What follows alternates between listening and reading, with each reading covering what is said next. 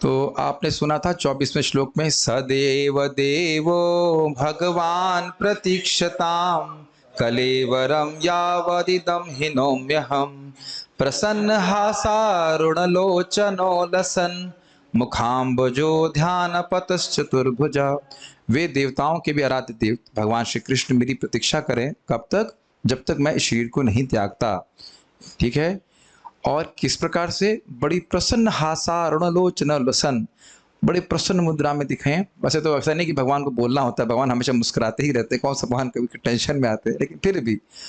और मेरे ध्यान पथ पे आ जाए। ध्यान पथ का मतलब, ध्यान पथ मतलब मेरे मन के पथ पे प्रस्तुत हो जाएं चतुर्भुज रूप में। जबकि भगवान वहां द्विभुज रूप पे थे, लेकिन चतुर्भुज रूप की उपासना भीष्म देव ने करी थी। तो ये बात यहाँ पे हम लोगों ने सुनी थी। अब हम आज का श्लोक देखते हैं क्या है। श्रीमद् भागवतम प्रथम स्कंद 9वां अध्याय 25वां श्लोक, उसके आगे। बेसिकली अब युधिष्ठिर महाराज उनसे कुछ प्रश्न करेंगे धर्म के संबंध में, तो उसके बारे में बोलेंगे। बेसिकली विषय यह है कि युधिष्ठिर महाराज के पूछे जाने के बाद उन्होंने विभिन्न प्रकार के धर्मों का वर्णन किया, यही हम सुनेंगे। तो बहुत आसान है समझने में, मेरे पीछे बोलिए। हम थोड़ा फास्ट जाएंगे ताकि हम 4 श्लोक कवर कर सकें, और कल से भगवान ने चाहा तो भीष्म पितामह की स्तुति शुरू करेंगे। सूत उवाच सूत उवाच युधिष्ठिरस्तदा कर्ण्य युधिष्ठिरस्तदा कर्ण्य शयानं शरपञ्जरे शयानं शरपञ्जरे अपृच्छद विविधान् धर्मान् अपृच्छद विविधान् धर्मान् ऋषीणां चानुशृण्वताम्। ऋषीणां चानुशृण्वताम्। अनुवाद देखते हैं। सूत गोस्वामी ने कहा, भीष्मदेव को इस प्रकार आग्रहपूर्ण स्वर में बोलते देखकर क्या आग्रह था? मेरे जब तक मैं शरीर नहीं त्यागता तब तक भगवान मेरे सामने रहें। महाराज युधिष्ठिर ने समस्त महर्षियों की उपस्थिति में उनसे विभिन्न धार्मिक कृत्यों के अनिवार्य सिद्धांत पूछे। युधिष्ठिरस तद आकर्ण्य, युधिष्ठिर महाराज ने उसको सुना। उसको सुना का अर्थ है जो अनुकंपा से युक्त वचन, आग्रह से युक्त वचन शिला भीष्मदेव ने कहे थे। तद आकर्ण्य समझ गया, जो पिछले श्लोक तक सुनते आए हैं कि भगवान मेरी प्रतीक्षा करें इत्यादि इत्यादि। शयानम शर पंजरे, शयानम का अर्थ क्या होता है? सोना। और शर का मतलब होता है बाण। शर पंजरे मतलब जो बाण शैया पे लेटे हुए थे, ऐसे भीष्मदेव से सुना। सुनने के बाद, भीष्मदेव के ऐसे वचनों को सुनने के बाद अपृच्छद, पृच्छ सुने हैं, पृच्छ शब्द सुने हैं, पूछा, पूछा सुना है, पूछा, पूछा इज अपभ्रंश ऑफ पृच्छ। पृच्छ ही आगे जाके भ्रंशित होकर के पूछा हो गया। तो अपृच्छद का अर्थ क्या हुआ? पूछा। क्या पूछा? विविधान धर्मान। ये स्पष्ट है हिंदी जैसा, विविध धर्मों के बारे में पूछा, स्त्री धर्म, दान धर्म इत्यादि इत्यादि। और ऋषिणाम च अनुशृण्वताम, और ऋषियों ने भी सुना। अब इस पे बड़ी सुंदर टीका की गई है। ऋषिणाम च अनुशृण्वताम मतलब ऋषि भी सुन रहे थे, अर्थात भीष्मदेव का जो धर्म के संबंध में व्याख्यान था वो प्रमाणिक था। ठीक, इसका अन्वय एक बार देख लेते हैं। तद आकर्ण्य, भीष्मदेव को इस प्रकार आग्रहपूर्ण स्वर में बोलते देखकर युधिष्ठिर अर्थात महाराज युधिष्ठिर ने शर पंजरे, शर शैया पर, शयानम सोए हुए भीष्मदेव से। सोए हुए का मतलब है लेटे हुए, सो नहीं रहे थे वो सोए मतलब लेटे हुए थे, डिस्टर्ब नहीं किया नींद में पता नहीं, कोई सो भी सकता है क्या ऐसे, मुझे तो संभव नहीं लगता। ऋषिणाम च अनुशृण्वताम, समस्त महर्षियों की उपस्थिति में। अनुशृण्वताम कर समझ रहे हैं? बाकी लोग भी बड़े ध्यान पूर्वक सुन रहे थे, ऋषि लोग भी सब सुन रहे थे। विविधान अर्थात अनेक, और धर्मान अर्थात धर्मों के विषय में अपृच्छद अर्थात प्रश्न की। एकदम सरल हिंदी जैसा है। भावार्थ दीपिका, मेरा प्रश्न पहला है, किसने लिखा है कानुप्रिया? भावार्थ दीपिका किसने लिखी है? नहीं पता। और किसी को पता है यहाँ पे? किसी ने? भावार्थ दीपिका किसने लिखी है? श्रीधर स्वामी ने। ठीक है, मैं आप लोगों को परेशान करने के लिए कुछ ना कुछ नया डालता रहता हूँ। ये उनकी, जैसे चक्रवर्ती पाद की टीका का नाम है सारार्थ दर्शनी, तो भावार्थ दीपिका ये श्रीधरी है, जिसका नाम आपने श्रीधरी सुना है। श्रीधरी, श्रीधरी मतलब श्रीधरी, श्रीधर जी की, लेकिन वास्तविक रूप से टीका का अर्थ है, टीका का नाम है भावार्थ दीपिका। तो आप लोग घबरा गए होंगे कि नहीं जो टीका आ गया क्या, नहीं वही टीका है, थोड़ा नाम चेंज कर दिया, रैपर चेंज कर दिया, ठीक है। अच्छा, इतना मुश्किल होता है नाम याद रखना, भावार्थ दीपिका और सारार्थ दर्शनी और बाल प्रबोधिनी। हाँ, आप श्रीधरी लिखते, भावार्थ दीपिका लिख दिया। तत्सानुकंपम वाक्यम आकर्ण्य, उनके अनुकंपा से युक्त वाक्य को सुनकर के। कितनी इजी संस्कृत है ना। भीष्म जी के अनुकंपा युक्त वाक्य को सुनकर राजा युधिष्ठिर ने भीष्म जी से अनेक धर्मों के रहस्य के विषय में पूछा। इतना टीका करते हैं। श्रीधर स्वामी जी की टीका सबसे छोटी होती है, इजी भी होती है, छोटी भी होती है, उसका फिर विस्तार अन्य आचार्य लोग करते हैं। सारार्थ दर्शनी ये किसने लिखी है? हाँ, इतना तो याद हो गया, ठीक है। युधिष्ठिर इस बात से व्यग्र होकर कि कौन उन्हें भ्रम से मुक्त करेगा, बाणों की शैया पर लेटे हुए भीष्म से पूछने लगे। स्पष्ट है। यद्यपि भीष्म को ऐसी स्थिति में होने पर भीष्म की ऐसी स्थिति में होने पर किसी को प्रश्न नहीं पूछना चाहिए था, और वो कैसे इंगित हुआ था? शयान पंजरे, शयान शर पंजरे, बाण की शैया पे लेटे हुए, क्योंकि उनके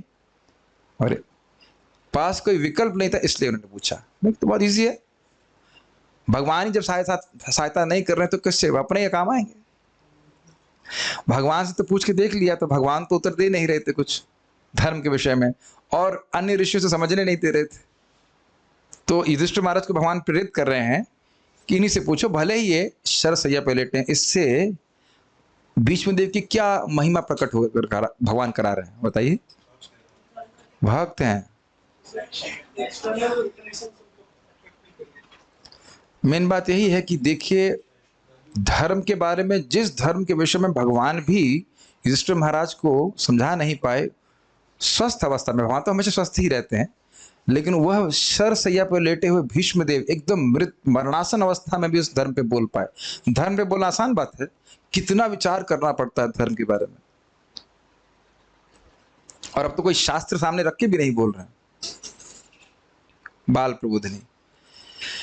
भीष्मदेव के वाक्यों की प्रामाणिकता को द्योतित करने के लिए कह रहे हैं ऋषि नाम अनुशृण्वताम, अर्थात ऋषिगण भी उन दोनों के संवाद को श्रवण करने के लिए उत्सुक थे, यह अर्थ है। ये भी आपको कुछ विशेष नहीं लग रहा ना, क्योंकि अभी हम मरने वाले नहीं हैं। मरने वाले व्यक्ति का दिमाग एकदम भ्रंशित हो जाता है कि नहीं? कभी देखा है अपने घर में किसी को मरते हुए? उससे भागवत का प्रवचन नहीं करा सकेंगे आप। देखिए, अभी हम खाली कथा सुन रहे हैं, उसको अगर वास्तविक जीवन से जोड़ेंगे तब समझ में आएगा कि कितना कठिन कार्य है। अभी हम कुछ बोल पा रहे हैं, सोच पा रहे हैं, मृत्यु के समय क्या स्थिति रहती है, जरा बताइए। आप देख रहे हैं, इसीलिए इस प्रसंग को भागवत में रखा गया है। एकदम मरणासन, और मरणासन में भी कितनी कष्टमय स्थिति में, और वह बोल रहे हैं जबकि बाकी सारे ऋषि सुन रहे हैं, भगवान भी सुन रहे हैं, युधिष्ठिर महाराज साक्षात धर्मराज सुन रहे हैं।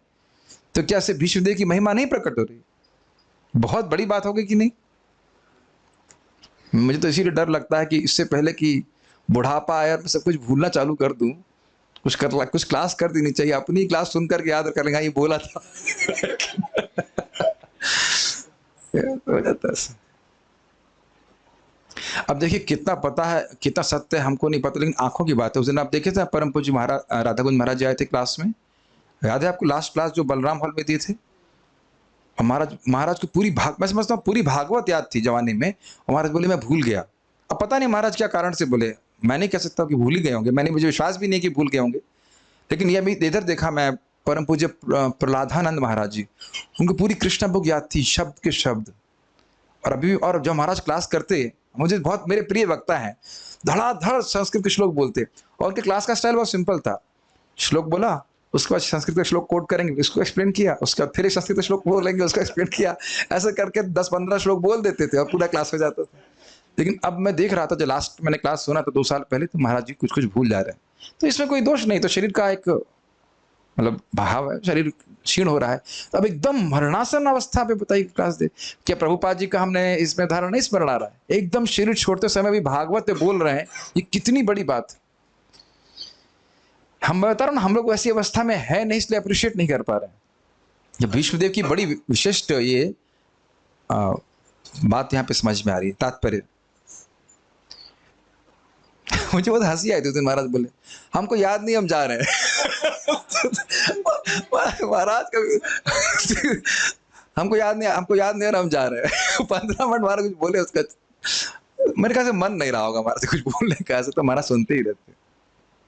फिर भी महाराज को गुणगान करना चाहता हूँ। महाराज का स्वास्थ्य इतना खराब है, और उनके शिष्य जो अभी सेवा कर रहे थे, नाम क्या बोला, संतुष्ट कृष्ण नाम है, तो महाराज को उनका सेवा में देखा, सेवा था कि वो भागवत पढ़ पढ़ के सुना रहे थे महाराज। तो महाराज बोले महाराज आपको रेस्ट नहीं करना है? तो महाराज बोले आपको समझ में नहीं आया अब तक कि मेरा रेस्ट क्या है? तो ये एक सूत्र भी पकड़ लेना चाहिए कि देखिए, श्रवण कीर्तन का अगर हमने रुचि जागृत कर ली तो मरते दम तक इस सेवा को कर सकते हैं। कभी सोचा आपने इस तरह से? बहुत सारी सेवाएं हाथ पैर की हम नहीं कर सकते, है कि नहीं? लेकिन अगर श्रवण कीर्तन की सेवा हमने रुचि उत्पन्न कर ली, और वो अभी से करना जरूरी है, तो मरते दम तक आप ऐसा कर सकते हैं। तात्पर्य, भीष्मदेव को आग्रहपूर्ण स्वर में बोलते देखकर महाराज युधिष्ठिर समझ गए कि वे शीघ्र ही प्रयाण करने वाले हैं। ये पॉइंट प्रभुपाद जी ने कितना सुंदर दिखाया है। पिछले श्लोक में क्या बोल रहे हैं, क्या बोला था? जैसे जब तक मैं शरीर नहीं त्यागूं, तो अब इससे क्या आशा समझ रहे हैं आप कि अब मन बना लिया है कि शरीर त्यागें, और वो जानते हैं कि क्षण मृत्यु है, वो 10 मिनट में भी शरीर त्याग सकते हैं। कुछ समझ में आया? और युधिष्ठिर महाराज की मनस्थिति क्या है? मैं गलत किया हूं कि सही किया हूं, केवल यही व्यक्ति बता सकता है। अब समझ में आया? Can you relate to it?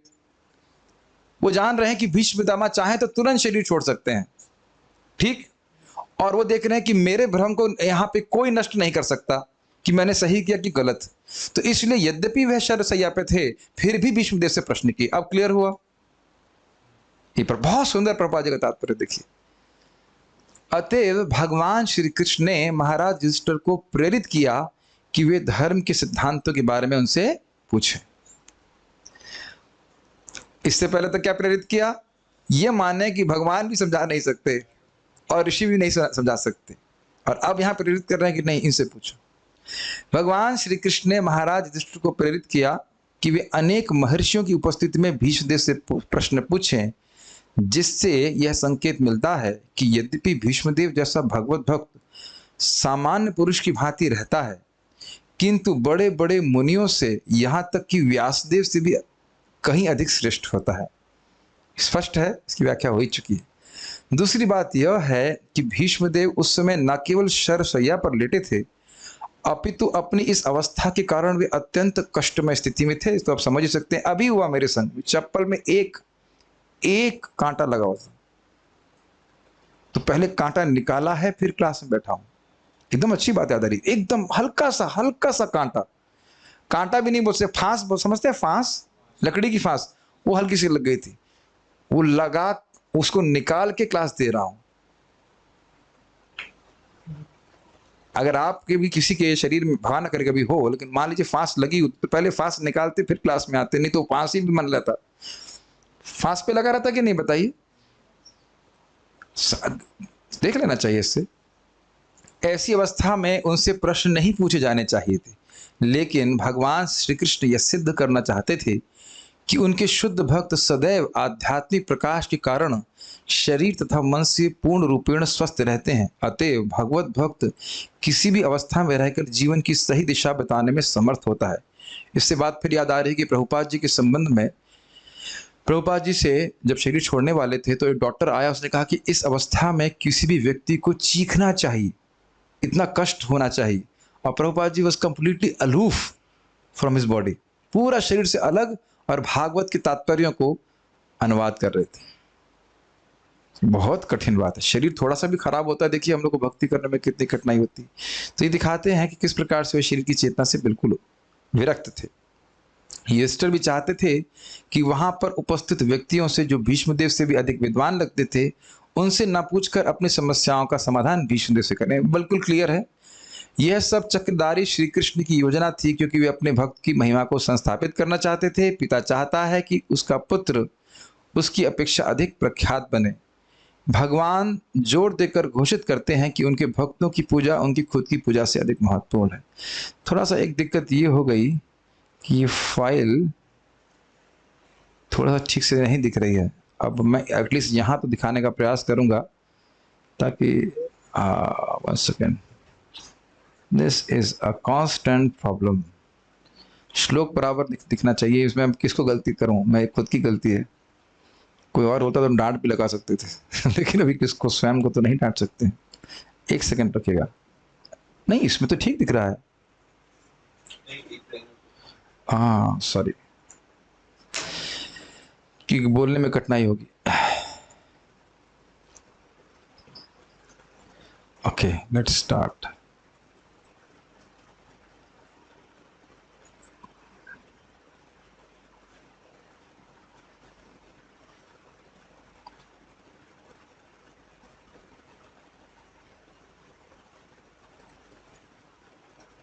Okay,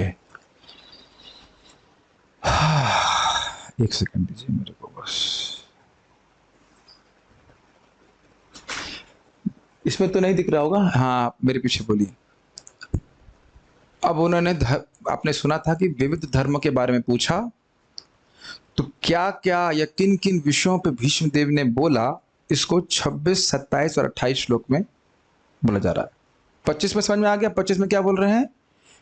Yudhishthir महाराज ने विभिन्न धर्मों के बारे में पूछा। अब यहाँ बोल रहे हैं कि किन किन धर्मों के बारे में भीष्मदेव ने वर्णन किया। बस यही विषय है।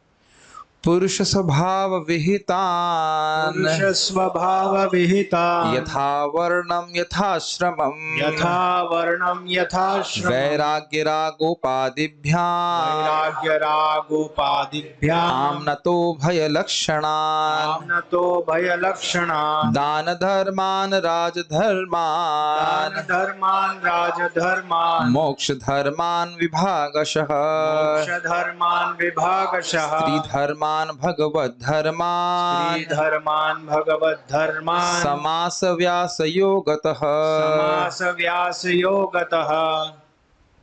अरे आगे भी है। धर्मार्थ काम मोक्षांश्च, धर्मार्थ काम मोक्षांश्च, सहोपायान यथा मुने, सहोपायान यथा मुने, नानाख्यानेतिहासेषु, नानाख्यानेतिहासेषु, वर्णयामास तत्त्ववित्, वर्णयामास तत्त्ववित्। श्लोक को पहले समझिएगा। पुरुषः स्वभाव विहितान, पुरुष के स्वभाव के अनुसार। पुरुष का अर्थ है बद्ध जीव के अनुसार। पुरुष मतलब पुरुष और स्त्री के अर्थ में मत लिखिएगा। पुरुष मतलब जीव, बद्ध जीव के स्वभाव के अनुसार विहित, जो प्रेस्क्राइब्ड है।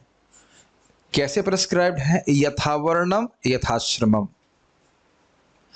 वर्ण के अनुसार। वर्ण मतलब ब्राह्मण, क्षत्रिय, वैश्य, शूद्र, और आश्रम अर्थात ब्रह्मचारी, गृहस्थ, वानप्रस्थ और सन्यास।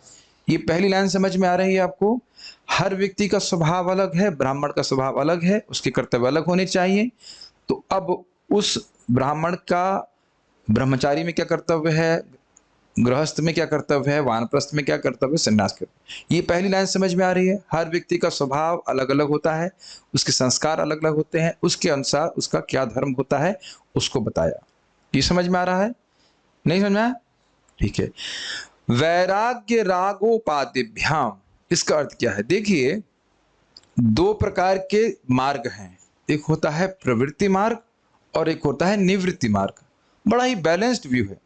अब जिसका पहले के जन्मों से स्वतः वैराग्य की भावना है, वो शादी नहीं करना चाहता है, तो उसके लिए वैराग्य का उपदेश दिया जाएगा, निवृत्ति मार्ग का उपदेश दिया जाएगा। समझ रहे हैं? और कुछ लोगों की प्रवृत्ति होती है कि शादी करना है और संतान इत्यादि करना है, तो ठीक है करे, लेकिन उसको करते हुए भी वह धर्म के पथ को ना छोड़े। बहुत अच्छा है कि व्यक्ति निवृत्त हो जाए, लेकिन निवृत्त क्या सब लोग हो जाएंगे बताइए? तो ऐसा नहीं है कि जो निवृत्त नहीं हो सकता है अब उसको बिल्कुल धर्म से छोड़, बिल्कुल धर्म से बाहर कर दिया जाए। प्रवृत्ति मार्ग और निवृत्ति मार्ग समझ में आ रहा है कि नहीं आ रहा है? ये पूछूंगा, भले क्विज सेट करने वाले ने पूछा है कि नहीं पूछा, मैं पूछूंगा। कुछ लोगों का संस्कार ही पूर्व जन्म का ऐसा होता है कि वो शादी नहीं करना चाहते हैं। उस पचड़ा गलत अपराध तो नहीं दे रहे, पचड़ा गलत। जो लोग शादी करना चाहते हैं प्लीज फॉरगिव मी, लेकिन पचड़े में नहीं पड़ना चाहते। पचड़ा तो है ना वो। और आप देखिए, जो लोग शादी करना चाहते हैं उनको लगता है ये लोग तो बहुत दुखी हैं। उनको लगता है उनको लगता है, बाद में लगता है, बाद में मालूम चलता है ये तो दुख है। लेकिन अगर उस व्यक्ति को कहा जाए कि तुम शादी मत करो, कुछ व्यक्ति को, जो प्रवृत्ति वाला व्यक्ति है, जो रागी है, वो नहीं मानेगा, वो दुखी हो जाएगा। क्या ये बात समझ में आ रही है? ये बहुत ही बैलेंस्ड व्यू है। कोई हीन और उच्च नहीं देखा जा रहा है। किसी की शादी की इच्छा है तो ठीक है, शादी करे, संतान प्रति करे, लेकिन ऐसा नहीं कि धर्म छोड़ के करे।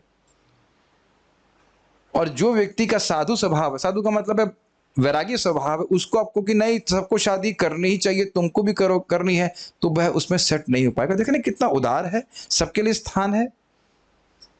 महाराज इस प्रवचन में अन्य जगह कहते हैं, कुछ लोग सोचते हैं कि शादी करनी ही चाहिए, ऐसा नहीं है, वह उसके संस्कार पर निर्भर करता है। Make sense? क्या ये बात घुस रही दिमाग में? ये इसलिए बोल रहा हूं कि आप अपने हृदय को देख लीजिए। अगर शादी की इच्छा नहीं है किसी की, तो जबरदस्ती लोगों के बोलने से मत कर लेना, आप फ्रस्ट्रेट हो जाएंगे। फ्रस्ट्रेट तो नहीं होना है, मतलब वो तो अंडरस्टूड है। ऐसे नाक पकड़िए, ऐसे नाक पकड़िए, उसको मतलब नहीं है। लेकिन गलत तो नहीं कह रहे हैं। आप कैसे बोल रहे हैं? आपकी शादी तो हुई नहीं, आपको कैसे पता? मैं उन लोगों को पूछ रहा हूं जिनकी शादी हो चुकी है। ऐसा भी नहीं है। तो अभी देखिए, प्रवृत्ति मार्ग एग्जाम्पल आ गया, इतना खराब भी तो नहीं है। तो कोई दिक्कत नहीं, आपका भी स्कोप है भक्ति में। ऐसा नहीं है कि भाई धर्म से बाहर हो गया व्यक्ति, तो ठीक है भाई। कोई कुछ लोगों को लगता है बच्चे होने चाहिए, थोड़ा सा मतलब इस प्रकार का रहना चाहिए व्यवस्था, और कुछ लोग एकदम फक्कड़ बाबा रहना चाहते हैं। तो ये पहले के जन्मों के संस्कार होते हैं, ठीक है। तो उन दोनों के धर्म क्या क्या है उनका वर्णन किया, इसमें झगड़े की बात नहीं है, ठीक है। आम्न तो उभय लक्षण, उभय का मतलब होता है दो, दो का मतलब दोनों के लक्षणों का वर्णन किया, और आम्नता मतलब क्रम से। महाराज इस पे जब लेक्चर दे रहे हैं तो बड़ा विनोद कर रहे थे। कुछ लोग प्रवचन कर रहे होते हैं, अभी भारत की, मतलब मैं पैराफ्रेज कर रहा हूँ, अभी कुछ बात कर रहे हैं यहाँ की, उसके बाद फिर करेंगे अमेरिका की बात, फिर उसके बाद इंग्लैंड पहुंच जाएंगे। नहीं, कुछ विषय चल रहा है तो उसको क्रम से बताना चाहिए। आपने कभी देखा है कोई प्रवचन करते हैं तो मान लो से शब्द आया प्रवचन, तो प्रवचन की शब्द प्रवचन को पकड़ेंगे और उसमें कुछ बोलना शुरू कर देंगे। फिर उसमें आ जाएगा वाणी, तो वाणी में बोलेंगे। ऐसे करके ब्रांचिंग होती जा रही है, लेकिन व्यक्ति समझ नहीं पाता है कि बात हुई क्या इस प्रवचन में। तो आम्नता का अर्थ समझे, आम्नता भी बहुत अद्भुत है। क्रम का मतलब पूरा मन में खाका समझते, मैप छपा हुआ है, नॉट एन इजी थिंग। कुछ समझ पाए? एक और बात यहां देख रहे हैं कि है एकदम शरसैया पर, लेकिन आम्नता उभय लक्षणान, किस किस का, ब्राह्मण का क्या कर्तव्य है, क्षत्रिय का क्या कर्तव्य है। अब क्षत्रिय का वर्णन कर रहे हैं तो पूरा क्षत्रिय का वर्णन किया। Not an easy thing. ये बहुत बड़ा पर्व कहला जाता है महाभारत का, शांति पर्व कहते हैं ना। हम पढ़ तो कभी नहीं पाए हैं, लेकिन मैंने सुना है कि सबसे बड़ा पर्व है महाभारत का। आवाज चेक कर लीजिएगा, it seems internet is unstable. सुनाई पड़ रहा है सबको? ठीक है, ओके ओके, ठीक है। तो इससे यह भी दिखाई फिर से वही सूचित होता है कि उनका जो चेतना थी वह एकदम फिक्स थी। किन किन बारों में बात किया? दान धर्मान। दान धर्मान मतलब दान का क्या धर्म है। इसको भगवद गीता में आपने पढ़ा है क्या? देशे काले च पात्रे च यद दानम सात्विकम स्मृतम। देश क्या है, काल क्या है, पात्र क्या है, उसको देख करके दान देना चाहिए। ऐसा नहीं है कि किसी को भी दान दे दें। दान दिया और वो पुड़िया खाने बैठ गए, पुड़िया समझते हैं। अच्छा, श्रुति नहीं, श्रुतिधर नहीं, श्रुतिधर को दान दे दिया। ऐसे राजधर्मान का अर्थ क्या हुआ बताइए? राजा का धर्म क्या है। मोक्ष धर्मान का अर्थ क्या है? जिससे मुक्ति प्राप्त होती है। और विभागशः मतलब इनके विभिन्न विभागों के बारे में वर्णन किया, तो याद भी तो होना चाहिए। स्त्री धर्मान, स्त्रियों का धर्म क्या? आप कहेंगे फिर पुरुष धर्मान नहीं लिखा हुआ है। महाराज पे बहुत हमको विरोध कर रहे थे, जब कभी ऐसा होगा तो स्त्रियां रंज हो जाती हैं, पर हमारे धर्म के बारे में बात होगा, पुरुष के धर्म के बारे में बात नहीं होगा। अरे आप अपने धर्म के बारे में तो देखिए ना, आपका धर्म आपको पालन करना है। और भगवत धर्मान, अब आप कुछ देख रहे हैं मोक्ष धर्मान और भगवत धर्मान में अर्थ। मोक्ष धर्म का मतलब है जन्म मृत्यु से मुक्त होना, लेकिन आप जानते हैं कि भक्ति का लक्षण भक्ति का उद्देश्य जन्म मृत्यु से मुक्ति नहीं है। ये सुन लिया था ना रूप शिक्षा में, मुक्ति ही नहीं है, भगवान की भक्ति, तो भगवत प्रेम, तो भगवत धर्म का भी उन्होंने वर्णन किया।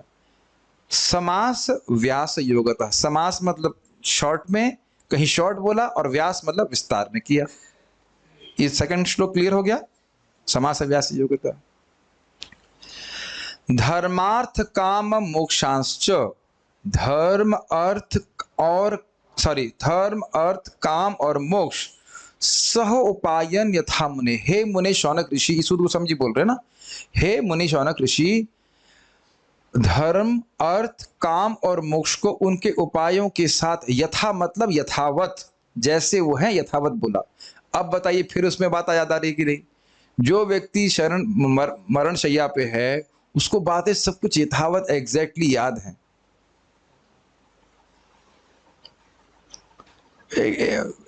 चलिए मैं इसे पूरा करता हूं, फिर बात में वापस आऊंगा। और यही बात सत्य नहीं है कि सिद्धांत बता दिया हो, उसको समझाने के लिए नानाख्यान इतिहासेषु, समझ रहे हैं, एक एक धर्म को समझाने के लिए अच्छे से इतिहास और पुराण का वर्णन भी किया। अब भी कुछ स्पेशल नहीं लग रहा है आपको? याद है कि एक, जैसे मैं एग्जांपल दे रहा हूं, मैंने आप लोगों को बताया था कि मुक्ति कामना जिसकी होती उसे भगवान प्रिय नहीं लगते। भगवान को प्रिय नहीं होता। जो भगवान बनना चाहता है वह भगवान को प्रिय नहीं होता। याद है? ये हो गया सिद्धांत। अब इसके संबंध में मैंने आपको रामदास की कहानी सुनाई। इस तरह से कई बार करते हैं कि नहीं, ये बात सिद्धांत है, इसके संबंध में ये चीज, ये कथा आई है, ये इतिहास आएगा, तो हाँ ऐसा उसने किया, अब हमको ऐसा करना चाहिए, ये हमको ऐसा नहीं करना चाहिए। जैसे कोई कहे कि भाई जो भजन में लगा है उसको स्त्री आकर्षण से बचना चाहिए, तो फिर क्या विश्वामित्र या फिर शौबारी ऋषि या फिर वो क्या नाम है कंडू ऋषि इत्यादि इत्यादि। तो क्या इतिहास का प्रमाण देख करके हम बात को ड्राइव नहीं कर, ड्राइविंग द पॉइंट इन समझते हैं, है कि नहीं? ये जैसे हम सुनते हैं कि भाई जिसने भक्ति करी है वह हमेशा उसकी भक्ति बनी रहती है, भले कुछ समय के लिए भूल जाए फिर भी भगवान उसको वापस लेके आते। यमुनाचार्य जी, समझ में आ गया किस शैली से समझा रहे थे, सिद्धांत बता रहे थे, फिर देखो इस प्रकार का ये है, इस प्रकार का ऐसा है। तो यह भी याद था कि किस सिद्धांत को समझाने के लिए कौन सी कथा बोलनी है। इट्स नॉट अमेजिंग है कि नहीं? वर्णया मासा तत्वविद को कहे कि कैसे बता दे, तो कह रहे तत्वविद। वर्णया मासा मतलब वर्णन किया, और सारी चीजों को समझाने के लिए कह रहे हैं क्योंकि वे तत्व में सब कुछ जानने वाले थे। मैं इससे पहले वापस आता हूँ, ये ऊपर नीचे वाली बात नहीं है। अभी हम एक भक्त घर में गए थे प्रसाद देने के लिए, एनआरआई ग्रीन्स में, बहुत सुंदर घर था, बहुत अच्छे प्रभु जी माता जी सब भक्त हैं। हमने कहा लेकिन ये गोष्ठी कहीं नहीं है। गोष्ठी है घर में, कुछ तो अंतर, ये तो बहुत बड़ा अंतर आप देख रहे हो ना। हाँ लेकिन है जूम के माध्यम से। ओम नमः भगवते वासुदेवाय रोज सुनने को मिल रहा है, ये बहुत बड़ा भाग्य है। और चाहे भी तो रोज नहीं हो सकता है ना। ये जब हम लोग बाहर निकल रहे थे प्रसाद दे करके, तब मैं महसूस कर रहा था ये कितना बड़ा भाग्य है, कितना बड़ा भाग्य है। क्या लगता है कोई भाग्य है? ऐसे नहीं लगेगा, जब आप घर जाएंगे तब महसूस होगा कि कितना बड़ा भाग्य है। गलत तो नहीं कह रहे? मैं समझता हूं अन्वय करने की जरूरत तो है नहीं, आप समझ गए। आप कर दूं अन्वय? क्या क्या है आप लोग कर देते। हे मुने अर्थात हे शौनक जी, जो लेट आए उनके लिए कर देता हूं। तत्वविद अर्थात तत्ववेता, भीष्म अर्थात भीष्म जी ने पुरुष स्वभाव विहितान, व्यक्ति की योग्यताओं के अनुसार यथावर्ण यथाश्रमम, इसको नहीं समझा रहा, इसे समझ में आ गया। वैराग्य रागोपाधिभ्याम, वैराग्य तथा राग रूपी उपाधियों के कारण आमनतो भय लक्षणान, क्रम से निवृत्ति तथा प्रवृत्ति, इन दोनों प्रकार के धर्मों का वर्णन किया। आमना का मतलब क्रम। दान धर्मान, राजधर्मान, मोक्ष धर्मान, स्त्री धर्मान, इजी इजी। भगवत धर्मान विभागशः, अलग अलग विभाग पूर्वक, समास अर्थात संक्षेप में, और व्यास योगतः अर्थात विस्तार से वर्णन किया। इजी है, बहुत इजी है।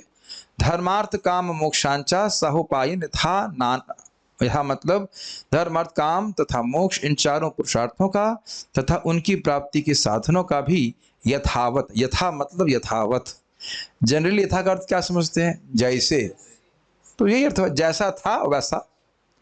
नाना आख्यान इतिहासेषु, नाना आख्यानों एवं इतिहासों में जिस प्रकार वर्णन है वैसा वर्णयामास, अर्थात वर्णन किया। अब मैंने श्लोक को फिर से यहाँ पे रखा है क्योंकि प्रभुपाद जी ने इन श्लोकों को अलग अलग तात्पर्य दिया है, तो आप उसको एडजस्ट कर पाए, इसलिए हमने ऐसे पहले एक बार तीनों श्लोकों का अन्वय करके रख दिया, उसके बाद फिर एक श्लोक को हम पढ़ने वाले हैं और मैं केवल पढ़ता जाऊंगा, जहां कुछ लगेगा कि नहीं समझ में आए उसकी व्याख्या करेंगे, ठीक है? ओके, बस हम लोग बोल लीजिए साथ में। पुरुष स्वभाव विहितान यथा वर्णम यथा श्रमम वैराग्य रागोपादिभ्याम आमनतो भय लक्षणम। इससे पहले मैं खाली ये बात बोल रहा था कि ये बात, ये जो 26वां श्लोक है, अगर हमको नहीं पता होगा तो हम किसी की काउंसलिंग ठीक नहीं कर सकते। काउंसलिंग समझते हैं? आपको ये देखना होगा कि उसका स्वभाव क्या है और उसके अनुसार आपको शिक्षा देनी होगी, और दिमाग में ये हमेशा रखना होगा कि कम से कम ये भक्ति के पथ पे कुछ ना कुछ भक्ति जरूर करता चले। Does it make sense?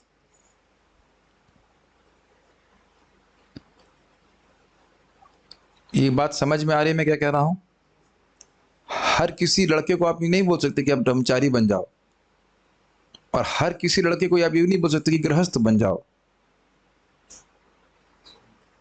अगर इतने सेंसिटिव नहीं है तो काउंसलिंग मत कीजिए। सभी को एक ही जत्थे में नहीं डाल सकते। नारद जी तो ब्रह्मा जी को मना करती, शादी नहीं करूंगा। Make sense? It can be a very great problem, very great problem. और समाज में यही कठिनाई है कि लोगों के स्वभाव के अनुसार लोगों को नियोजित नहीं किया जाता।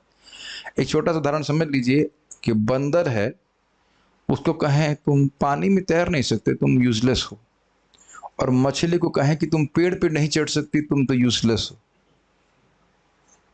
समझ में आ गया? हर व्यक्ति की उसके स्वभाव के अनुसार उसको नियोजित करना चाहिए। अनुवाद देखिए। महाराज युधिष्ठिर के पूछे जाने पर भीष्मदेव ने सर्वप्रथम व्यक्ति की योग्यताओं के अनुसार जातियों के वर्गीकरण यानी वर्ण तथा जीवन के आश्रमों का वर्णन किया।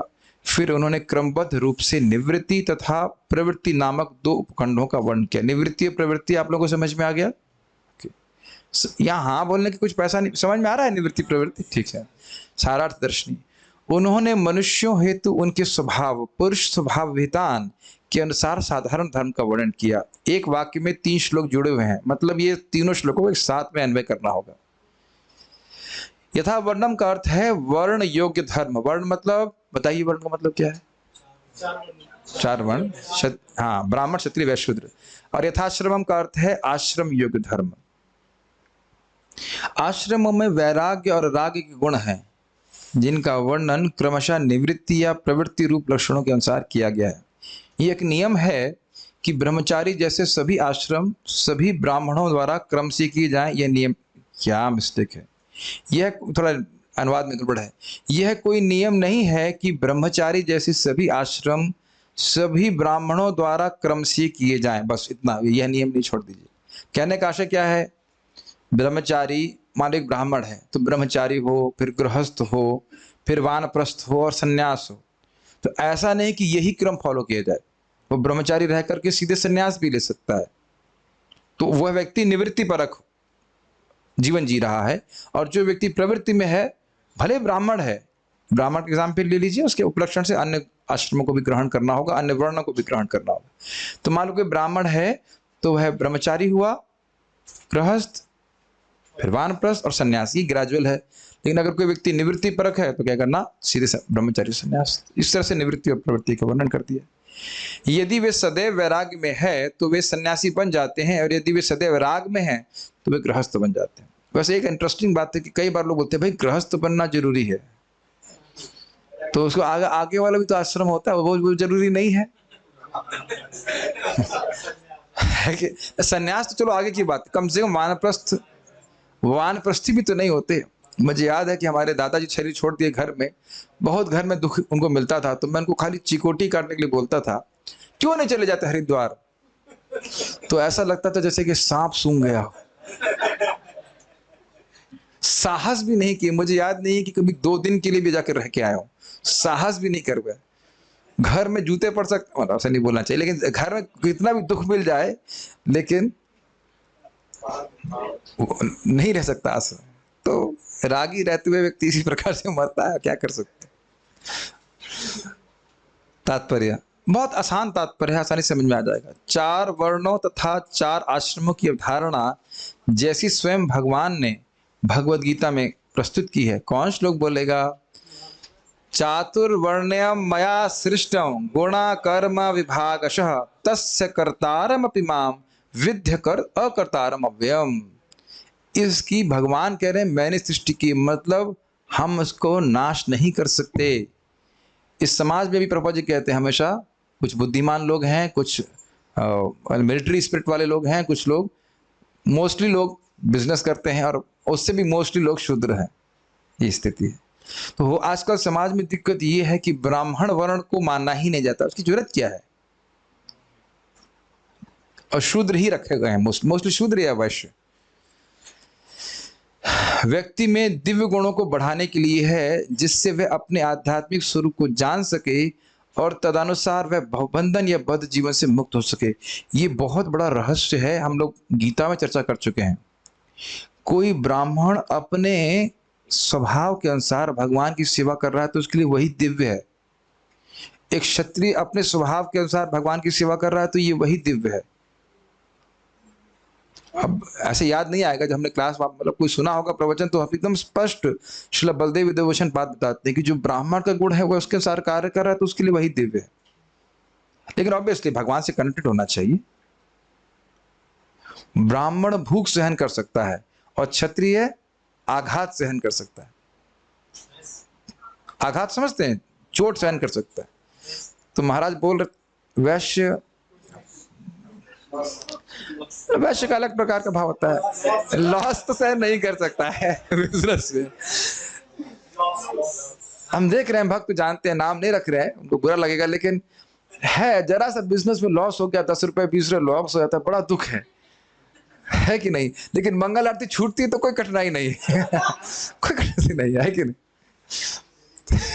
ये रहता है प्रवृत्ति। आपने देखा, अपने अंदर देख सकते हैं कि कुछ कार्य आप कर ही नहीं सकते, चाहें भी तो भी नहीं कर सकते। आपने देखा ये, उसी से समझ में आ जाता है कि प्रवृत्ति क्या है हमारी। अरे आप ऐसा नहीं कह सकते कि शूद्र प्रवृत्ति है, ऐसा नहीं कह सकते कि सब शूद्र ही है। किसी व्यक्ति को आप कहो कि सुबह 3 बजे उठ करके 9 बजे तक खाना नहीं खाओ, उसका दिमाग गर्म हो जाएगा, है कि नहीं? और भक्त लोग स्पेशली भक्ति करते करते ये अच्छा लगता है खाना, अरे बिना जब के कैसे खाना खा लेंगे? ये भूख सहन करने की क्षमता ये ब्राह्मण का मतलब कार्य है। ये अपमान सहन कर ले, ये सब ब्राह्मण का गुण है। लेकिन देखिए ध्रुव महाराज 5 साल के बाद बच्चे होकर भी सहन नहीं कर पाए एकदम। 5 साल के बच्चे को क्या होता है? तो मैं अब बहुत बोलूंगा तो बहुत विस्तार हो जाएगा। कहने का आशय समझ रहे हैं, सबकी प्रवृत्ति होती है और उसके अनुसार करे। तो आप बताइए, अर्जुन को सारी गीता का ज्ञान देने के बाद क्या खाना पकवाए उनसे? मेरे पास समझ रहे हैं, वैसे तो युद्ध करवाया उनसे। और हम वहां पे सुन चुके हैं कि जो गति एक सन्यासी को प्राप्त होती है वही गति एक क्षत्रिय को प्राप्त होती है युद्ध में प्राण त्याग कर ले। लेकिन धर्म युद्ध होना चाहिए। हवाई जहाज में ऊपर से आकर के जो लोग गीता भागवत पढ़ रहे हैं उनके ऊपर बॉम्ब गिरा देना, ये कोई धर्म नहीं है। आप प्रैक्टिकल देखो ना, यहाँ पे कर्णावती के लिए कितना आसान है खाना बनाना। माता जी लोग भी खाना बनाते हैं, एक दिन के लिए इंचार्ज बन जाइए आप। मेरी बहन बोली बहुत अच्छा खाना बनाती है, हम तो इतने लोग के लिए खाना इतना आइटम नहीं बना सकते। और आपको कुछ कठिनाई लगती है, आप देख रहे हैं यहाँ प्रैक्टिकल, मेक सेंस? यही प्रैक्टिकल देख लीजिए मंदिर में। और अगर मैं कितनी बार बोल चुका हूं, मुझे आप दे दीजिए, आप मैं लूंगा नहीं, आप खाली 10,000 रुपए दे दीजिए 100 रुपए के नोट के रूप में, और मैं नहीं गिन पाऊंगा उसको। मैंने बहुत प्रयास किया इसलिए अब छोड़ दिया है, दूसरों को अकाउंट की सेवा दे देता हूं। तो प्रैक्टिकल अपने मंदिर में देख रहे हैं कि हर भक्त का अलग अलग गुण है जो भगवान के द्वारा प्रदत्त है। अब देखो हमारे यादवपति प्रभु कितना सुंदर तरीके से विग्रह की सेवा करते हैं, है कि नहीं? Everybody is differently empowered by Krishna, so nobody is up and down की बात नहीं है, हर व्यक्ति को जो योग्यता भगवान ने दी है उसको भगवान को समर्पित करता तो वह दिव्य है। ये बहुत सुंदर बात भगवद गीता में हम सुनते हैं, कोई ऊंचा नीचा नहीं। समझ में आ रहा है? और इसीलिए बोल रहे हैं कि और उसमें एक और बात समझिए, जो आपके स्वभाव के अनुसार है वो आपके लिए करना आसान है कि नहीं बताइए। और ये अगर भगवान की सेवा में लग गया तो आप मुक्त हो जाएंगे कि नहीं। तो क्या ये समाज के लिए आवश्यक है कि नहीं है, बताइए, जानना कि किसका क्या स्वभाव है और फिर उसको भगवान की सेवा में इस प्रकार से नियोजित किया जाए। ये बात बोली जाती है। इसीलिए तो भगवान युधिष्ठिर महाराज को राजा बनाना चाहते थे, ताकि सब वर्णाश्रम की व्यवस्था बढ़िया से चले और व्यक्ति मतलब समाज की व्यवस्था सुचारू हो और सब लोग भगवान की भक्ति कर रहे हैं उनके पास आ जाए। प्रायः सभी पुराणों में इस विषय का इसी रूप में वर्णन हुआ है और उसी प्रकार महाभारत की शांति पर्व में 60वें अध्याय से आगे भीष्मदेव द्वारा किया गया इसका विस्तृत वर्णन है। सभ्य मनुष्यों के लिए वर्णाश्रम धर्म की संस्कृति इसलिए की जाती है जिससे वे मानव जीवन को सफलतापूर्वक समाप्त करने की शिक्षा प्राप्त कर सकें। इसका मतलब क्या है बताइए। ये लाइन को जरा देखिए, आप प्रभुपाद जी के तात्पर्य को ग्लॉस करना सीखिए। ग्लॉसिंग समझते हैं? पूरा तात्पर्य नहीं समझ में आ रहा है, लेकिन ये लाइन कितनी महत्वपूर्ण है। क्या सीखा? मानव जीवन को सफलतापूर्वक समाप्त करने की शिक्षा प्राप्त कर सके। What do you mean by this? Yes, speak in the mic. Wow, very nice. मानव जीवन के द्वारा हम भगवान की भक्ति करें, मरते समय भगवान का स्मरण करें और भगवान के पास वापस चले जाएं। आज प्रभुपाद जी का तात्पर्य आपने सुना होता, क्या बात बोली थी, क्या बात बोली थी। मानव जीवन, इनको मैंने शेयर किया था, कहाँ गए, कानू प्रिया को शेयर किया था, व्हाट इज दैट, बहुत मैंने तुरंत शेयर कर दिया था इनको। हाँ, क्या बोल रहे थे? There was no need to waste time to going to school to be falsely educated and later increase the numbers of the unemployed. एकदम हृदय में जा रहा है ना, जो अंग्रेजी समझ रहे हैं ना, जो एकदम हृदय में धस रहा है ना। कोई आवश्यकता नहीं थी अपना समय बर्बाद करने के लिए मिथ्या रूप से एजुकेटेड होकर का क्या कह सकते हैं, नामांकन हो गया कि भाई ये बीटेक है, ये है, वो है, और सब जान रहे हैं कि उस शिक्षा का कोई उपयोग आपके लिए नहीं है। यहां तक कि नौकरी में भी उपयोग नहीं। गलत तो नहीं कह रहे हैं? गलत कह रहा हूं? और हो क्या रहा है कि इस प्रकार से लोग पढ़ लेते हैं, अच्छा खासा बिजनेस फैमिली वाला व्यक्ति भीख मांग रहा है आके जाके। ये भी देखा जाता है कि नहीं, नौकरी दे दो, नौकरी दे दो। और मुख्य जो बात है कि भगवान का स्मरण करके, भक्ति करके, मरते समय भगवान का स्मरण करके भगवान के पास चले जाएं, इससे लोग भ्रमित हैं। बहुत अच्छी बात परम पूज्य वृंदावन चंद्र महाराज की मुझे लगी थी कि वही शिक्षा है जिसके द्वारा व्यक्ति भगवान के धाम वापस जाने की शिक्षा को प्राप्त करे। वही शिक्षा है, मतलब और कुछ शिक्षा है ही नहीं, बाकी सब अज्ञान। और ये महाराज के ही शब्द नहीं है, भगवत गीता में भगवान इस बात को बोलते हैं। अमानित्व अधम्बित्व वाला श्लोक देख लीजिए, और उसमें कहते हैं ये सब ज्ञान है, अज्ञान अन्यथा से करते, बाकी सब अज्ञान है। टोटल अज्ञान अगर कहा जाए, और हमारे अज्ञान को बढ़ाने का काम कर रहा है। अमानित्वा अधम्बित्वा शांतिम आर्जवम, ऐसे करके श्लोक वहां पे आप देख सकते हैं। इसके द्वारा आध्यात्मिक अनुशीलन कर सकते हैं। तो ये बात बहुत अच्छी है। आहार, निद्रा, भय तथा मैथुन में रत निम्न पशुओं के जीवन में और आत्म साक्षात्कार में अंतर है। ये सब जो भक्ति विश कर चुके हैं वो जानते हैं। भीष्मदेव ने इन सभी मनुष्यों के लिए 9 योग्यताएं बताई हैं। किन मनुष्यों के लिए? जो वर्णाश्रम का पालन कर रहे हैं। क्रोध न करना, झूठ न बोलना, धन संपदा का समान वितरण करना, क्षमा करना, अपनी वैध पत्नी से ही संतान उत्पन्न करना, मन से शुद्ध तथा शरीर से स्वच्छ रहना। ओके, किसका फोन बज रहा है? बंद नहीं हो रहा है। किसी के प्रति शत्रु भाव न रखना, सरल होना तथा सेवकों या आश्रितों का पालन करना, ये सभी के लिए अच्छे नियम है। उपर्युक्त प्राथमिक योग्यताओं को अर्जित किए बिना मनुष्य को सभ्य नहीं कहा जा सकता। इनके साथ साथ ब्राह्मणों यानी बुद्धिमान व्यक्तियों, प्रशासनिक व्यक्तियों, वर्णिक समुदाय तथा श्रमिक वर्ग को समस्त वैदिक शास्त्रों में वर्णित अपनी अपनी वृत्तियों के अनुसार विशेष योग्यताएं प्राप्त करनी होती हैं। जैसे आप आजकल ही देखिए, दूध, एक छोटा सा एग्जाम्पल ले लीजिए। ठीक है, आप बिजनेस कीजिए, लेकिन सर्फ का दूध बनाकर बिजनेस करने का शास्त्र नहीं बोल रहा है ना। अब आप देख रहे हैं कि धर्म छोड़ करके अगर कोई बिजनेस कर रहा है तो वो एकदम नरक का मार्ग खोल रहा है। Make sense? आप शूद्र को भी देख लीजिए, मान लीजिए कोई नौकरी कर रहा है तो चीटिंग पे चीटिंग और हड़ताल, यह शूद्र का धर्म नहीं है कि नहीं? और फिर श्रुति छोड़कर सुरती खाना, यह ब्राह्मण का धर्म नहीं है। महाराज तो कई बार बोलते हैं, जो कई बार बोल चुका हूं, जो क्षत्रिय युद्ध से वापस आ गया और जो ब्राह्मण नहाने से डर गया, वो दोनों नरक में जाते। बड़ा अच्छा लगता है सुनने। ठीक है, ब्राह्मण को स्पेशली, जो ब्राह्मण दीक्षा लिए हैं उनके लिए तो स्पेशली आवश्यक, अब बाकी सभी भक्तों के लिए नहाने से डरना नहीं चाहिए। बुद्धिमान व्यक्तियों के लिए इंद्रियों पर संयम रखना सर्वाधिक अनिवार्य योग्यता है। यह नैतिकता का मूलाधार है। क्यों? इंद्रियां संयमित नहीं होंगी ही तभी सारे पाप होंगे। Nothing to be explain. अपनी वैध पत्नी से भी नियंत्रित रूप में मैथुन करना चाहिए, जिससे स्वतः परिवार नियोजन हो सके, केवल कृष्ण भावना भावित संतान उत्पत्ति करने से। एक भक्त बता रहे थे कि उनकी संतान हुई तो कह रहे, प्रभु जी हाँ वाकई हरे कृष्ण मंत्र काम करता है। उनकी बच्ची बहुत 2 साल में ही बोलना सीख गई, हरे कृष्णा बोल रही है, क्योंकि दोनों माता पिता भक्त थे। तो हमें लगता है ये सब बोला जा रहा है, सब होता तो है ना, है ऐसा तो नहीं, ऐसा होता है। हमने सुना है गौरांग प्रभु जब माँ के गर्भ में थे अपनी, तो विष्णु सहस्त्र नाम बोलती थी। ये सब खाली कल्पना मात्र नहीं है, तो इस सब के बारे में उनको पता ही नहीं है।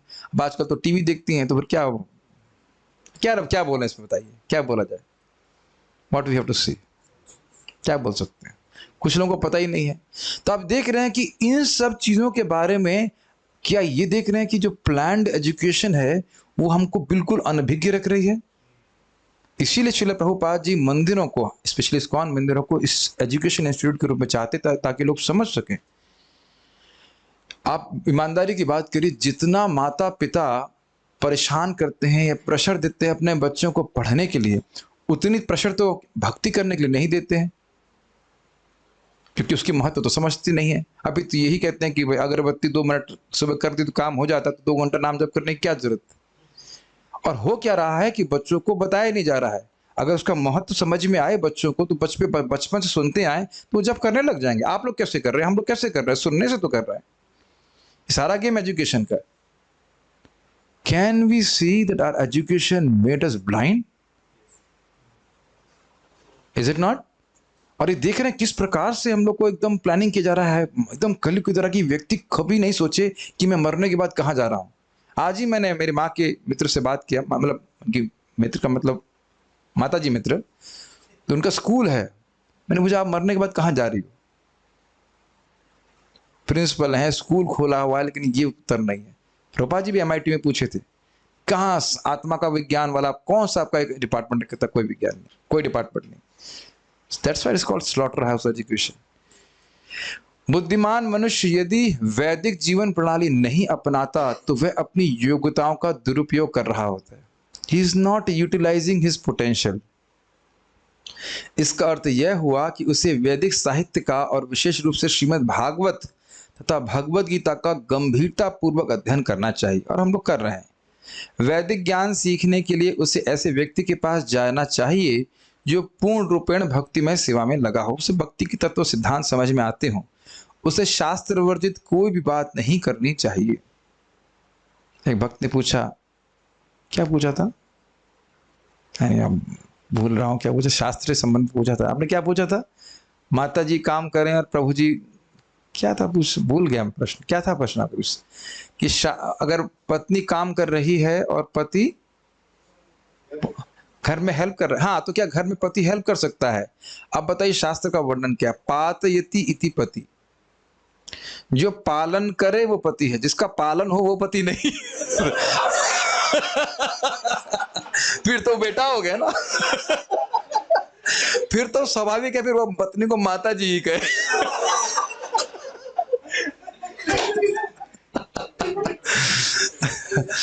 अब सब उल्टा चल रहा है, क्या कर सकते। तो जब प्रश्न पूछा गया तो हम उत्तर तो खैर नॉर्मल वे में उत्तर दिया, लेकिन मन में वही सोच रहा था कि यह तो शास्त्र का नियम नहीं। शास्त्र का नियम है कि पति काम करे, पत्नी घर का काम करे। अभी तो अब कलयुग में क्या बोला जाए, सब कुछ तो उल्टा ही चल रहा है।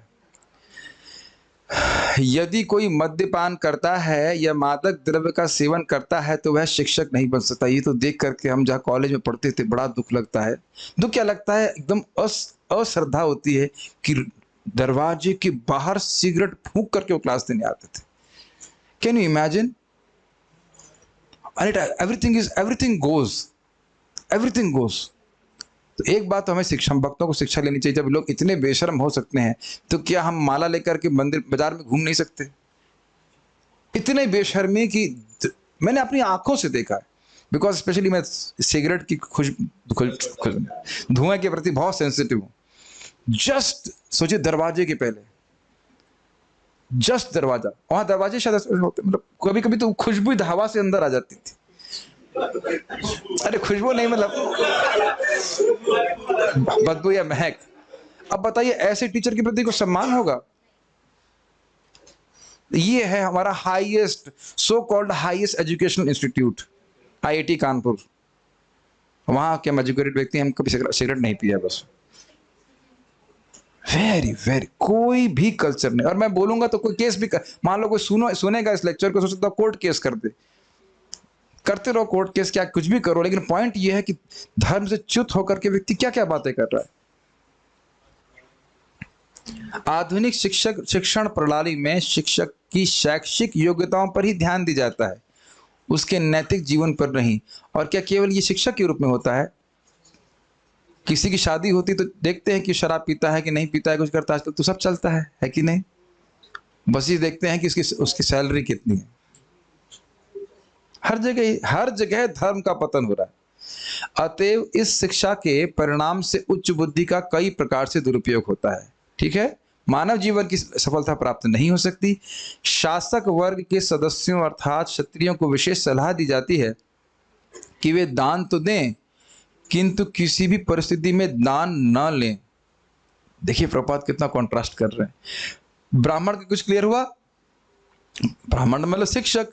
तो ये नहीं है कि अब वो सुबह उठ नहीं सकता, वो जप नहीं कर रहा है और फिर कहे कि मैं प्रवचन करूं, तो उसके प्रवचन का कोई लाभ नहीं होगा, उसकी वाणी में कोई तेज नहीं होगा, कोई प्रभाव नहीं कर रहा। खुद ही समझ में नहीं आएगा तो सामने वाले को क्या समझाएगा, बताइए। तो ये ब्राह्मण की क्वालिफिकेशन क्लियर हुई। ठीक है, तो केशव शर्मा जी को उठाएंगे आप सुबह? आप तो अच्छा कर रहे हो, लेकिन उनको भी उठाना, भैया को। ब्राह्मण केवल जीवने के लिए नहीं होना चाहिए, जीवना समझते, कुछ ज्ञान भी देना चाहिए। बहुत अच्छी बात प्रभुपाद कह रहे हैं कि दान दें किंतु किसी भी परिस्थिति में दान न लें। कुछ याद आ रहा है घटना लीला? अर्जुन, भगवान कृष्ण उनको अर्जुन को बोले जाओ दुर्योधन से वो वरदान प्राप्त करके आओ। तो बोला कि तुमको दान में हम राज्य दे देंगे। कहते दान से नहीं, तुम लड़के ही लेंगे, बस वो 5 बाण दे दीजिए। है कि नहीं? अब प्रभुपाद कॉन्ट्रास्ट में कह रहे हैं, आधुनिक प्रशासक राजनीतिक कार्यों के लिए धन संग्रह तो करते हैं किंतु वे किसी भी राजकीय समारोह में नागरिकों को दान कभी नहीं देते। बहुत रेयर है। वैसे आजकल के आप गवर्नमेंट में कुछ ये एटलीस्ट दान में कोवैक्सीन तो दे रहे हैं, कपड़ा दे या कुछ ना दे, कम से कम वैक्सीन दे रहे हैं, तो ठीक है, वो भी कुछ है, लेकिन उतनी मात्रा में नहीं दे। जैसे एग्जाम्पल दिया गया, कौन से राजा के मुझे याद नहीं आ रहा है, युधिष्ठिर महाराज के लिए नहीं, किसी के लिए दिया, शायद परीक्षित महाराज के लिए, कि जिस प्रकार से सूर्य पानी हर जगह से अवशोषित करता है। हम लोग उसमें सुन रहे थे, महाराज जी सुन रहे थे ना, दशम स्कंद पे था वो, क्या शरद ऋतु का वर्णन, तो उसमें बताया था कि किस प्रकार से जैसे सूर्य अवशोषित करता है जल को तो सब कुछ सूखता है, लेकिन फिर पूरी मात्रा में बादल के द्वारा वह वापस जल भी प्रदान करता है। इस प्रकार से राजा एक्चुअली प्रजा को ऐसे पालन करना चाहिए जैसे अपना खुद का बच्चा हो, इतना प्रेम होना चाहिए, लेकिन आजकल ऐसा है नहीं। और क्या कर सकते हैं, यथा प्रजा तथा राजा, हम ही चुने हैं सुनो, तो क्या बोल सकते हैं। यह शास्त्रों के आदेशों के सर्वथा विपरीत है। प्रशासक वर्ग को शास्त्रों में निपुण होना चाहिए, लेकिन उन्हें शिक्षक का पेशा नहीं अपनाना चाहिए। अब आप ये बताइए कि प्रशासक वर्ग को धर्म का ज्ञान क्यों होना चाहिए? धर्म का प्रचार, धर्म की स्थापना कर पाएगा, यही सही उत्तर है। जब उसको पता होगा कि हर व्यक्ति का क्या धर्म है, तो उसको डांट सकता है कि तुम इस धर्म का पालन क्यों नहीं कर रहे हो, ये दंड भी दे सकता है। और ये भी ध्यान रखिए कि धर्म हमेशा प्रेम से नहीं स्थापित हो पाता। धर्म की स्थापना के लिए कभी कभी भय का भी उपयोग करना पड़ता है, कि कुछ लोग ऐसे दुष्ट होते हैं जो नहीं मानने वाले है कि नहीं, टेररिस्ट है ना उस जगत में, उनको दंड देना भी पड़ता है, राजा के कर्तव्य। परीक्षित महाराज ने कली को दंड नहीं दिया। तो देखिए प्रभुपाद इस बात को बोल रहे हैं, अहिंसक बनने का प्रशासकों को कभी भी अहिंसक बनने का स्वांग नहीं करना चाहिए, जिससे उन्हें नरक जाना पड़े।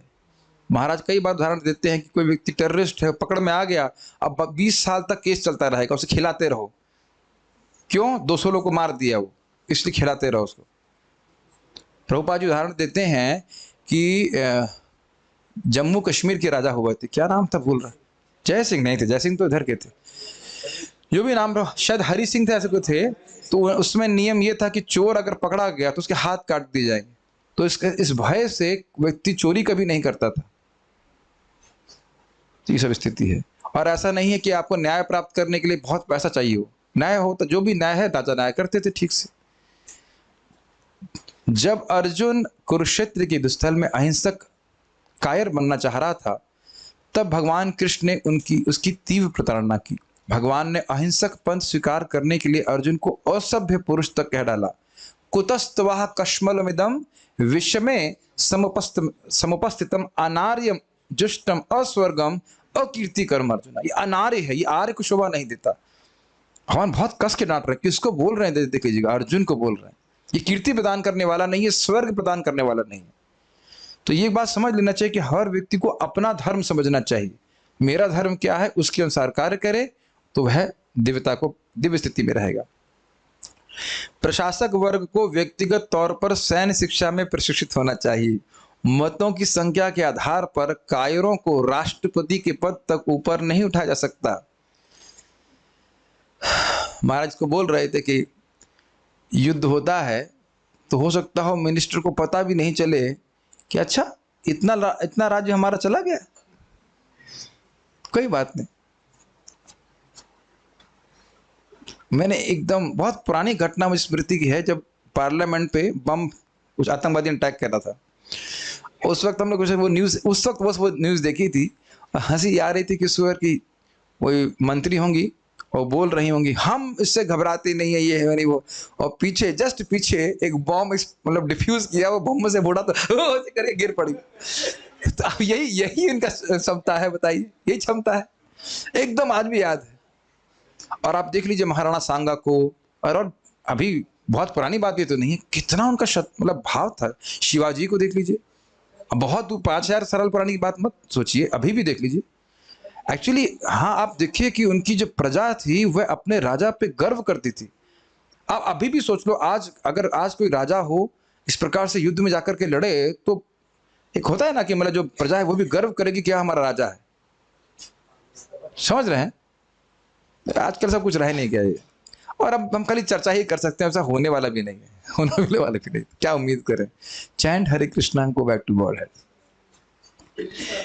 एक छत्र राजा अत्यंत वीर पुरुष होते थे। मुझे याद आ रहा है, इस पे हम लोग बार पुरी गए थे, तो पुरी का वो जो गौड़िया मठ है वहाँ पे हम लोग रुके थे। तो उधर जो जगन्नाथ जी के पास में ही, तो वहाँ बहुत बंदर थे। तो हमारे एक प्रभु जी थे, वो मतलब क्षत्रिय परिवार से थे, तो बंदर देख के बाहर भाग गए अंदर। तो प्रभु जी बहुत मजाक बने, अरे तुम कैसा क्षत्रिय है, तो बंदर देख के भाग गया। प्राय आजकल कुछ क्षत्रिय इतना है नहीं। मैं ये नहीं कह रहा हूँ कि कोई नहीं है, अभी भी मैंने भारत के जो सैनिक हैं, स्पेशली देखिए जो राजपूत लोग हैं, सब बहुत उनका क्षत्रिय भावना रहती है। ऐसा कि नहीं एकदम खत्म हो गया, लेकिन प्राय लुप्त प्राय होता जा रहा है। एक छत्र राजा अत्यंत वीर पुरुष होते थे, अतएव यदि एक छत्र राजा को कर्तव्यों का नियमित प्रशिक्षण दिया जाए तो राजतंत्र पद्धति को चालू रखना चाहिए। समझ में आ गई बात? ट्रेनिंग अगर है राजा की तो वो धर्म की स्थापना करेगा। युद्ध में राजा या राष्ट्रपति को तब तक घर नहीं लौटना चाहिए जब तक वह शत्रु द्वारा घायल ना हो जाए। और अब देखिए घर से बाहर ही नहीं निकलते। घर लड़ने की तो बात छोड़ दीजिए। खाली ओनली कैसे कह सकते हैं, वॉर ऑफ वर्ड्स। और सैनिक को मरते रहे, उन्हें क्या फर्क पड़ रहा है। आज का तथाकथित राजा कभी युद्ध भूमि में तो जाता ही नहीं, वह झूठी राष्ट्रीय प्रतिष्ठा की आशा में सैनिक शक्ति को कृत्रिम रूप से प्रोत्साहित करने में अत्यक्ष दक्ष होता है। जैसे जैसे प्रशासक वर्ग वणिकों तथा श्रमिकों की टोली का रूप धारण कर लेता है, तो सरकार की सारी प्रणाली ही दूषित हो जाती है। ये समझ में आ गया? कहने को तो है राजा, लेकिन एक्चुअली वह तो ये तो बनिया है। बनिया मतलब वैश्य बुद्धि है या फिर एकदम शूद्र बुद्धि है, कोई धर्म का ज्ञान नहीं। तो ये हो गया क्षत्रियों के धर्म के बारे में। व्यापारी वर्ग के सदस्यों अर्थात वैश्यों को विशेष रूप से आदेश है कि वे गायों की रक्षा करें। गायों की रक्षा करने का अर्थ है दुग्ध उत्पादन अर्थात दही तथा मक्खन की वृद्धि। आप लोग कभी आश्चर्य नहीं करते कि नंद महाराज के पास इतना धन केवल गोपालन और कृषि से हो गया? और कौन से बिजनेस नंद बाबा करते थे बताइए? कभी आप लोग आश्चर्य नहीं होता? कितना मणिक की और पता नहीं क्या क्या वस्तुएं, जवाहरात, बहुत सारी चीजें थी। 9 लाख गाय तो थी, लेकिन मैं अभी तक इसमें बड़ा मुझे क्या कह सकता हूँ, दुख होता है कि हमें अपनी गौशाला के लिए डोनेशन लेना पड़ता है। आपके बैंक में अकाउंट में पैसे हों, उसको प्रिजर्व करने के लिए आप डोनेशन लेते हैं।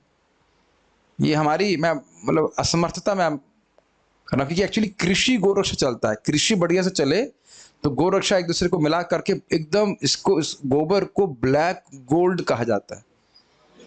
ब्लैक गोल्ड, काला सोना, काला धन नहीं, काला सोना। अरे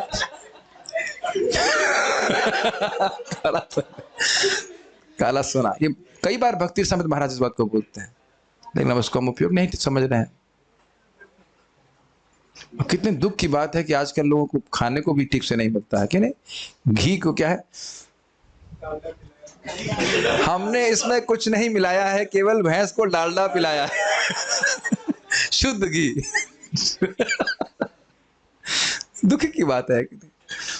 व्यापारी वर्ग का मुख्य कर्तव्य है कि कृषि तथा खाद्य सामग्री के वितरण के साथ ही वैदिक ज्ञान की शिक्षा प्राप्त करे और दान देने में प्रशिक्षित हो। महाराज इस बात बता रहे थे कैसे आज भी प्राय मंदिर जो हैं वो वणिक वर्ग के दान के ऊपर चलते हैं, और वो जानते हैं, अग्रवाल गुप्ता, ये प्राय लोगों का स्वभाव होता है दान देने का।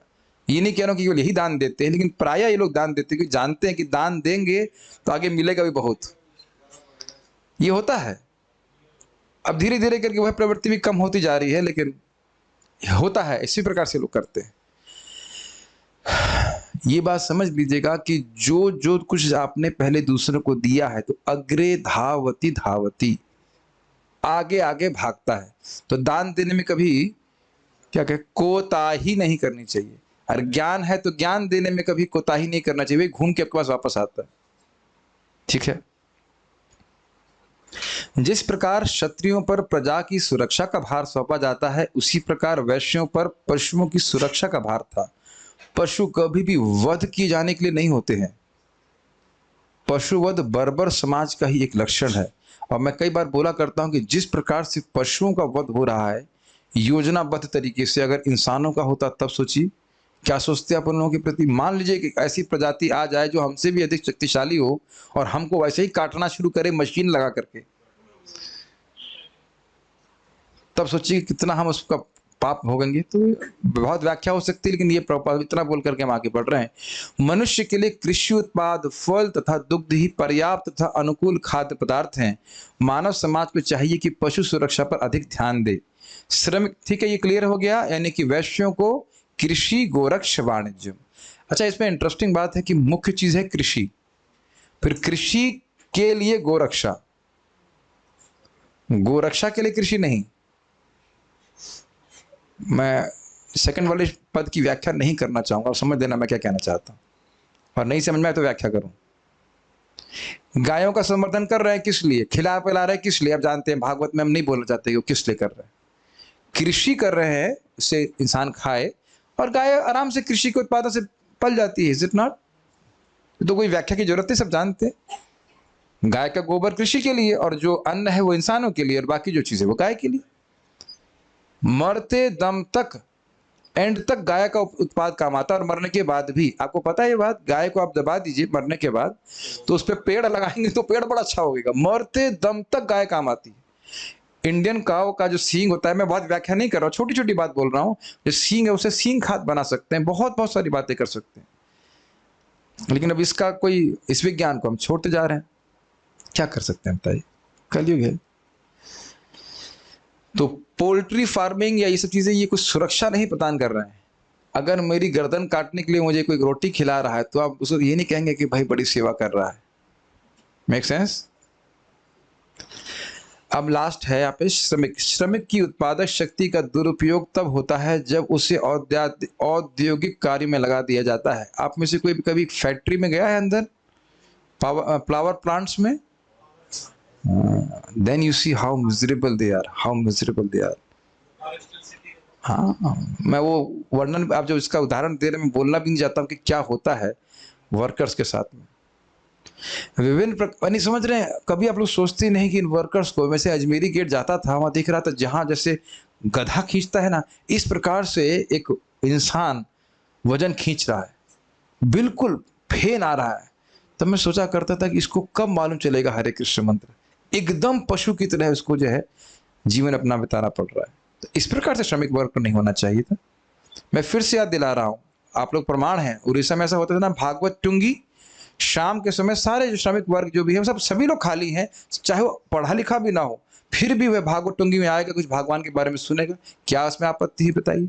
हरे कृष्ण मंत्र सभी के लिए है, भागवत कोई भी सुन सकता है, बताइए। और एकदम गायब कर दी जा रहा ना, दिन रात काम करते रहो,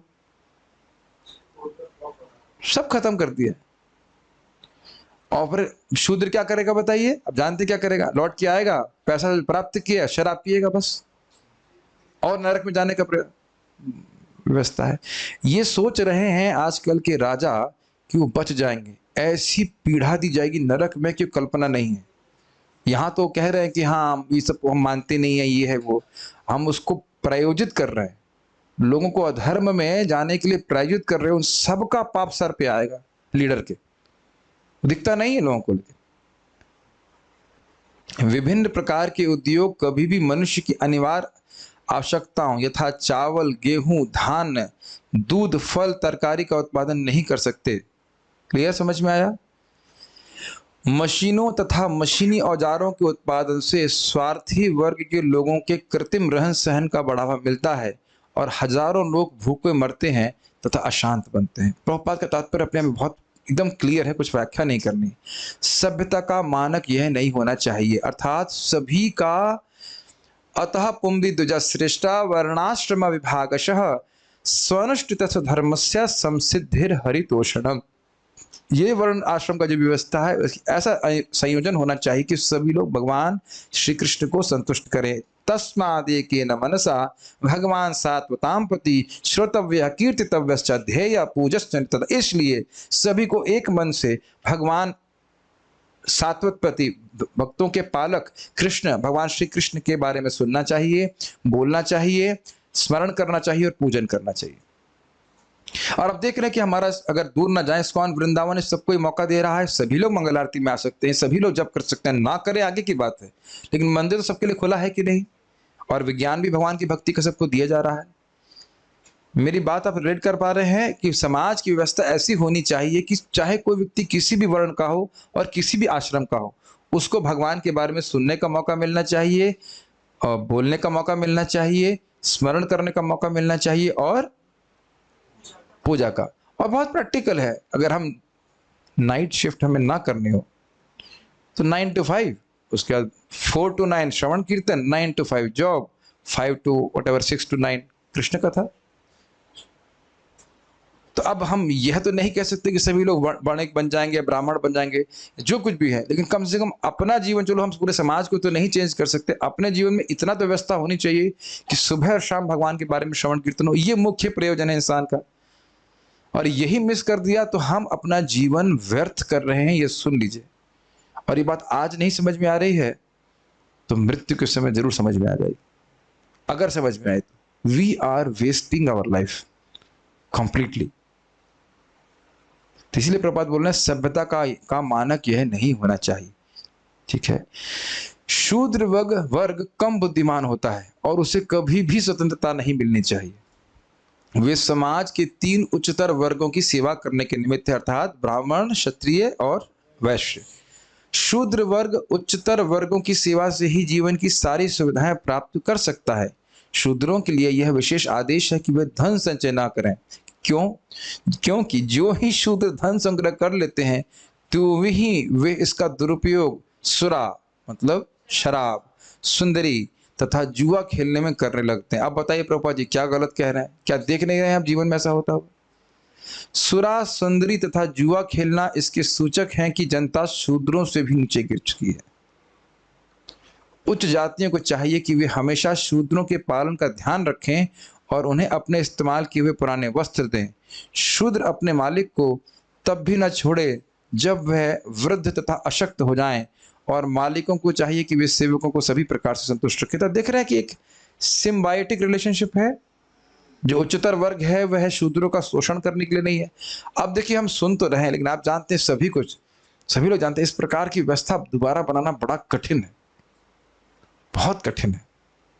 तो इसलिए प्रभुपाद अन्य जगह तात्पर्य में भी कहते हैं कि chant Hare Krishna and go back to Godhead. क्योंकि जब तक राजा इस प्रकार से नहीं होगा प्रैक्टिकली इम्पॉसिबल ही है। कितना भी आप कहें कि कृषि की आवश्यकता नहीं है, ये बताइए कल सुबह खाएंगे कैसे? एक आपको मैं छोटी सी घटना बताऊं। हमारे फार्म में जो व्यक्ति काम करते हैं, क्या नाम है उसका ड्राइवर का? भूदेव। तो भूदेव मेरे सामने बोला, कोई व्यक्ति उसको बोला कि तुम यहाँ पे क्यों काम करते हो? तो कहते हैं, उसने मुंह पे बोला कि तुम मुझे कुछ 4 एकड़ या कुछ ऐसे दे दो, मैं कहीं काम नहीं करूंगा। I was surprised. कितना अमेजिंग है ना, क्या कॉन्फिडेंस है उसका। अब देख रहे वैश्य बुद्धि का, मुझे 4 एकड़ या कुछ तो बोला, 2 एकड़ या 4 एकड़ से मुझे दे दो, मैं कहीं काम नहीं करूंगा।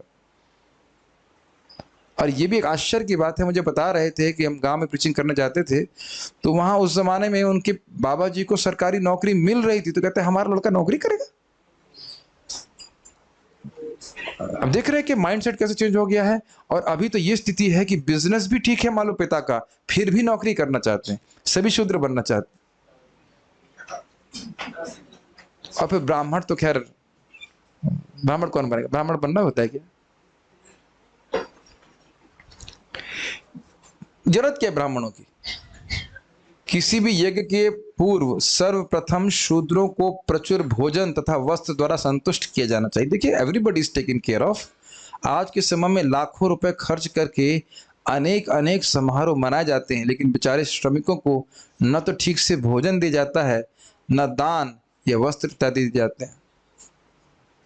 इस प्रकार श्रमिक लोग असंतुष्ट ही बने रहते हैं और इसलिए उपद्रव मचाते रहते हैं। आज का तात्पर्य बहुत इजी है, मैं पढ़ रहा हूँ, वेरी इजी टू अंडरस्टैंड। एक प्रकार से ये वर्ण विभिन्न वृत्तियों के वर्गीकरण है और आश्रम धर्म आत्म साक्षात्कार के पथ पर क्रमिक प्रगति है। दोनों परस्पर संबंधित हैं और एक दूसरे पर निर्भर हैं।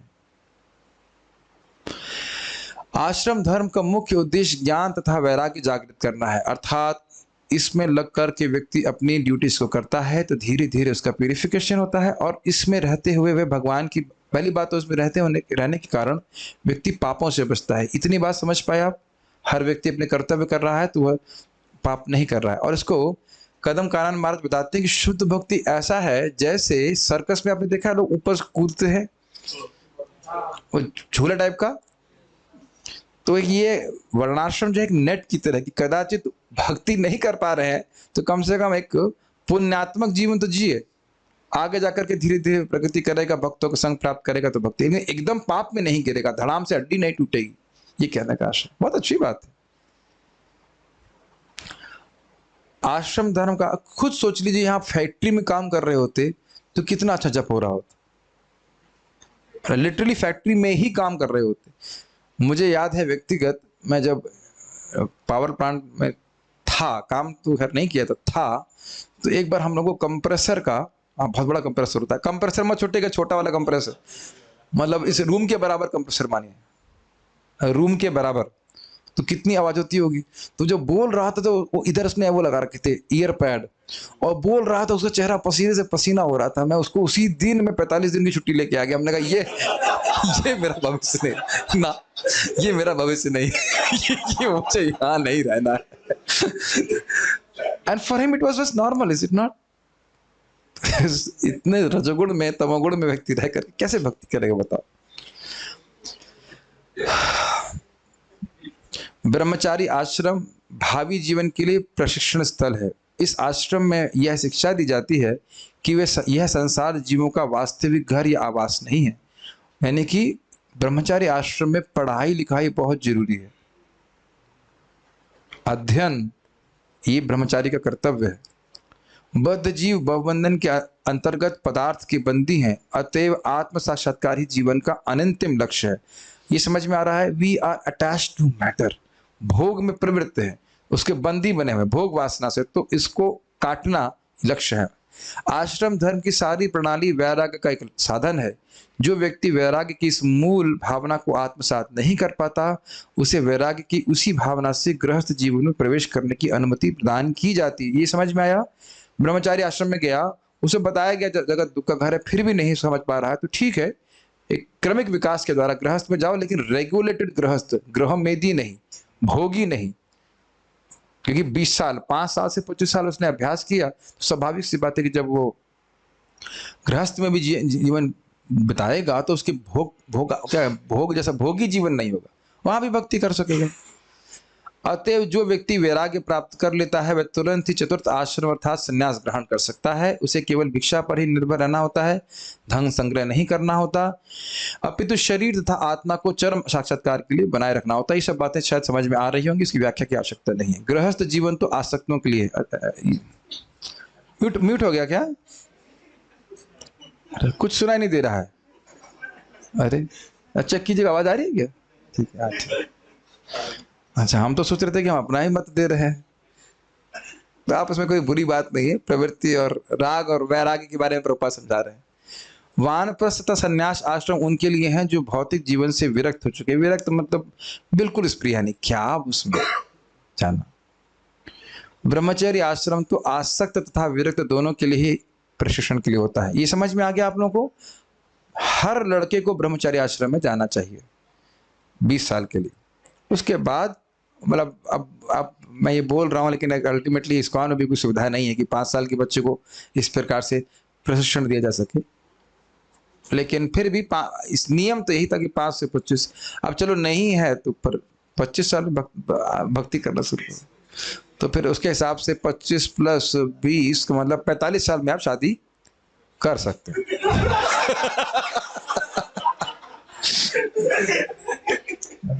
है ना? गलत तो क्या, विनोद के लिए बोल रहे हैं, ठीक है। अब आप ये बताइए कि क्या मैं 27-28 का तात्पर्य पढ़ लूं, आज पूरा कर दूं, या आप लोग थक गए? थके नहीं है? सब लोग समवेत नहीं बोल रहे हैं, क्या करना चाहिए? पढ़ ले। आप लोग गेस्ट लोग परेशान तो नहीं कि हमारे इतना पढ़ा रहे हो, आप इतनी दूर से आए? क्योंकि देखिए एक्चुअली क्या है कि बहुत सिंपल है, बस एक रीडिंग की तरफ पढ़ते चले जाते हैं, फिर कल से हम लोग भीष्म देव की स्तुति पढ़ेंगे। दान धर्मान राजधर्मान मोक्ष धर्मान विभागशः स्त्री धर्मान भगवद धर्मान समास व्यास योगतः। बहुत कितना पेज, 30 पेज तो बाकी इसके हिसाब से। जब तब उन्होंने दान कर्मों, राजा के राज्य विषय कार्यकलापों तथा मोक्ष कर्मों की खंडवार व्याख्या की, विभाग से व्याख्या की। फिर उन्होंने स्त्रियों तथा भक्तों के कर्तव्यों का संक्षेप में विशद रूप से वर्णन किया। पुरुषों का वर्णन क्यों नहीं किया? पुरुषों के धर्म का वर्णन क्यों नहीं किया? वो भी यही होगा, मैंने पढ़ा नहीं। सारार्थ दर्शनी और वर्णाश्रम के भीतर विशेष रूप से उन्होंने दान धर्मादि राजा के धर्मों का वर्णन और मुक्ति प्राप्त करने हेतु धर्म, स्त्रियों के धर्म और अंत में भगवान के प्रति धर्म का वर्णन किया। यह भक्ति के अंग को इंगित करता है। क्या भक्ति के अंग को इंगित करता है? भगवत धर्मान। इसकी सर्वश्रेष्ठता को सूचित करने के लिए इसको अंत में रखा गया है। अच्छी टीका है। उन्होंने इनका संक्षेप में और विस्तार से वर्णन किया। समास व्यास योगतः, बहुत इजी तात्पर्य प्रभुपाद जी का। दान देना गृहस्थ का मुख्य कर्तव्य। अरे प्रभु जी म्यूट हो गया, आ रही आवाज? आप लोगों को सुनाई पड़ रहा है? नहीं प्रभु जी, माइक चेक कीजिए। कुछ सुनाई नहीं दे रहा है। हाँ, तुमको सुनाई दे रहा है तो दे दो। हमें कुछ सुनाई नहीं दे रहा है, ठीक है। दान देना गृहस्थ का मुख्य कर्तव्य है और उसे अपनी कठिन कमाई का कम से कम, म्यूट हो रहा है, डिस्टरबेंस हो रहा है, 50% हिस्सा दान में देने के लिए तैयार रहना चाहिए। और उससे पहले ज्यादा से ज्यादा नहीं लिखा हुआ है, कम से कम लिखा हुआ है। अब मुझे लगता है ये आखिरी क्लास है, तो कोई आने वाला नहीं है। लेकिन कारण पता है कठिनाई क्या है? क्योंकि हमने अपने जीवन की आवश्यकताओं को बढ़ा रखा है। बुरा मत मानिए, हम अब निंदा करेंगे, यहाँ बैठकर खुल के निंदा करेंगे। हम लोग 18 ऊपर 18 कितने गिनती करो, 18 है क्या? 18 लोग रहते हैं। अभी मैं जिस भक्त के घर में रह के मतलब देख के आया, प्रसाद पाने, इतना सामान इकट्ठा कर रखा है, एक हाथी, पिल्ला, पता नहीं क्या क्या से। मतलब असली वाले नहीं, नकली वाले ही। तो ये सब में पैसा खर्च हुआ कि नहीं हुआ, बताओ, है कि नहीं? तो हम अपनी अच्छे डिवोटी की बात, जब डिवोटी ऐसा कर रहे हैं तो नॉन डिवोटी ऐसा करेंगे तो क्या बताइए, क्या क्या चीजें इकट्ठी करता रहता है व्यक्ति। वही धन भगवान की सेवा में नहीं लग जाता, बताइए। इसलिए जैसे हम लोग जप करते हैं वैसे निश्चित कीजिए कम से कम 10% जरूर भगवान की वैष्णवों की सेवा के लिए देंगे।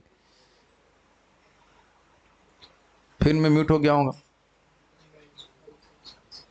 जैसे अगर गवर्नमेंट बोल दे कि 10% देना पड़ेगा तो रोक के देंगे, देंगे कि नहीं देंगे, बताइए? देते भी हैं। हाँ, देते भी हैं। 18% है कि नहीं? और ये तो नहीं लिखा गवर्नमेंट बोलती आज 18% आप दे रहे हैं तो अगले जन्म में आपको ये 100 गुना वापस आएगा, ऐसा कोई क्लेम गवर्नमेंट कर रही है? तो दान धर्म बहुत इंपॉर्टेंट है। आप दिमाग लगा के देखिए, अरे गीता स्पॉन्सर कर दीजिए, वैष्णव को प्रसाद खिला दीजिए। चलिए वैष्णव को प्रसाद तो चलो खा ही रहे हैं, क्या अपने घर में भी आप प्रसाद बना करके वितरण नहीं कर सकते? मैंने तो अपनी आंखों से देखा कैसे आईआईटी में हमारे सर हर शनिवार को प्रसाद में स्पॉन्सर करते, 40 बच्चे आके खाना खाते, प्रसाद खाते थे, क्लास होती थी, कथा होती थी, हमने आंखों से देखा किस प्रकार से कर रहे थे। तो ये सब नहीं चलता है कि हम कर नहीं सकते, हमारी तो आवश्यकता हमने बढ़ा रखी है, आवश्यकता हमने बढ़ा रखी है, ये बात है। तो ये सब मान के चले कि भाई, और ये समझ लीजिए जो दान दे रहे हैं भगवान के लिए वही मुक्ति का कारण बन जाएगा। तो बड़ा ध्यान पूर्वक देखिए कि किस चीज में दान दे रहे हैं, कि वैष्णव की सेवा के लिए दे रहे हैं, भगवान की सेवा के लिए दे रहे हैं। राधाष्टमी भी आ रही है, बहुत सारे मतलब जगह स्थान है देने के लिए। हाँ, बस ये देख लीजिए कि आपका धन उपयोग हो रहा है भगवान की सेवा। यू शुड मेक श्योर कि वो लोग प्रामाणिक लोग हैं, ये नहीं कि अंधा तो कि किसी को भी दे दीजिए। प्रामाणिक लोग आप लोग को प्रवचन दे रहे हैं। अब इस्कॉन वृंदावन में कर सकते हैं, हमारे करना में तो बहुत अच्छे प्रामाणिक वैष्णव है, जो भी धन आप देंगे सब वैष्णव से हम लगाएंगे। और अन्य भी गौशाला में आप देखिए, गायों की सेवा में लगाइए, क्या दिक्कत है? मैंने सुना है परम पूज्य राधा कुंज महाराज जी को भी कोई जब डोनेशन देता है कहते हैं आप इसको गायों की सेवा में लगा दीजिए। ये तो जगन्नाथ दास बाबा जी भी उनको कुछ डोनेशन दे रहा था, कहते नहीं इसे गायों की सेवा में लगा दीजिए, वही ब्रज की गायों में। ओह, तो सबसे आशीर्वाद मिलता है, समझ रहे हैं? और व्यक्ति शुद्ध होता है। ब्रह्मचारी को यज्ञ करने चाहिए, यज्ञ का मतलब भगवान की भक्ति। अब वो आहुति वाला ये नहीं करते। गृहस्थ को दान देना चाहिए। इस पे महाराज कई बार बोलते हैं कि गृहस्थ के घर में अगर धन बढ़ रहा हो, फिर आप कहेंगे धन बढ़ कहाँ रहा है, जितना चाहिए उतना ही नहीं मिल रहा है, लेकिन धन बढ़ रहा हो तो ऐसी स्थिति है जैसे नाव में पानी आ रहा है और नाव में छेद हो जाए और पानी आए तो हम खुश हो जाते हैं ना। महाराज कहते हैं हाँ खुश हो जाएंगे, हाँ बहुत पानी है, हम नहाएंगे, चाय बनाएंगे। नहीं, दोनों हाथ उलीचिए, यही सयाना काम। उससे कभी आप देखना कि जब भी धन बढ़ता है भोग वासना का निर्माण अपने आप होने लगता है। इसके बिना मैं कैसे जीऊंगा?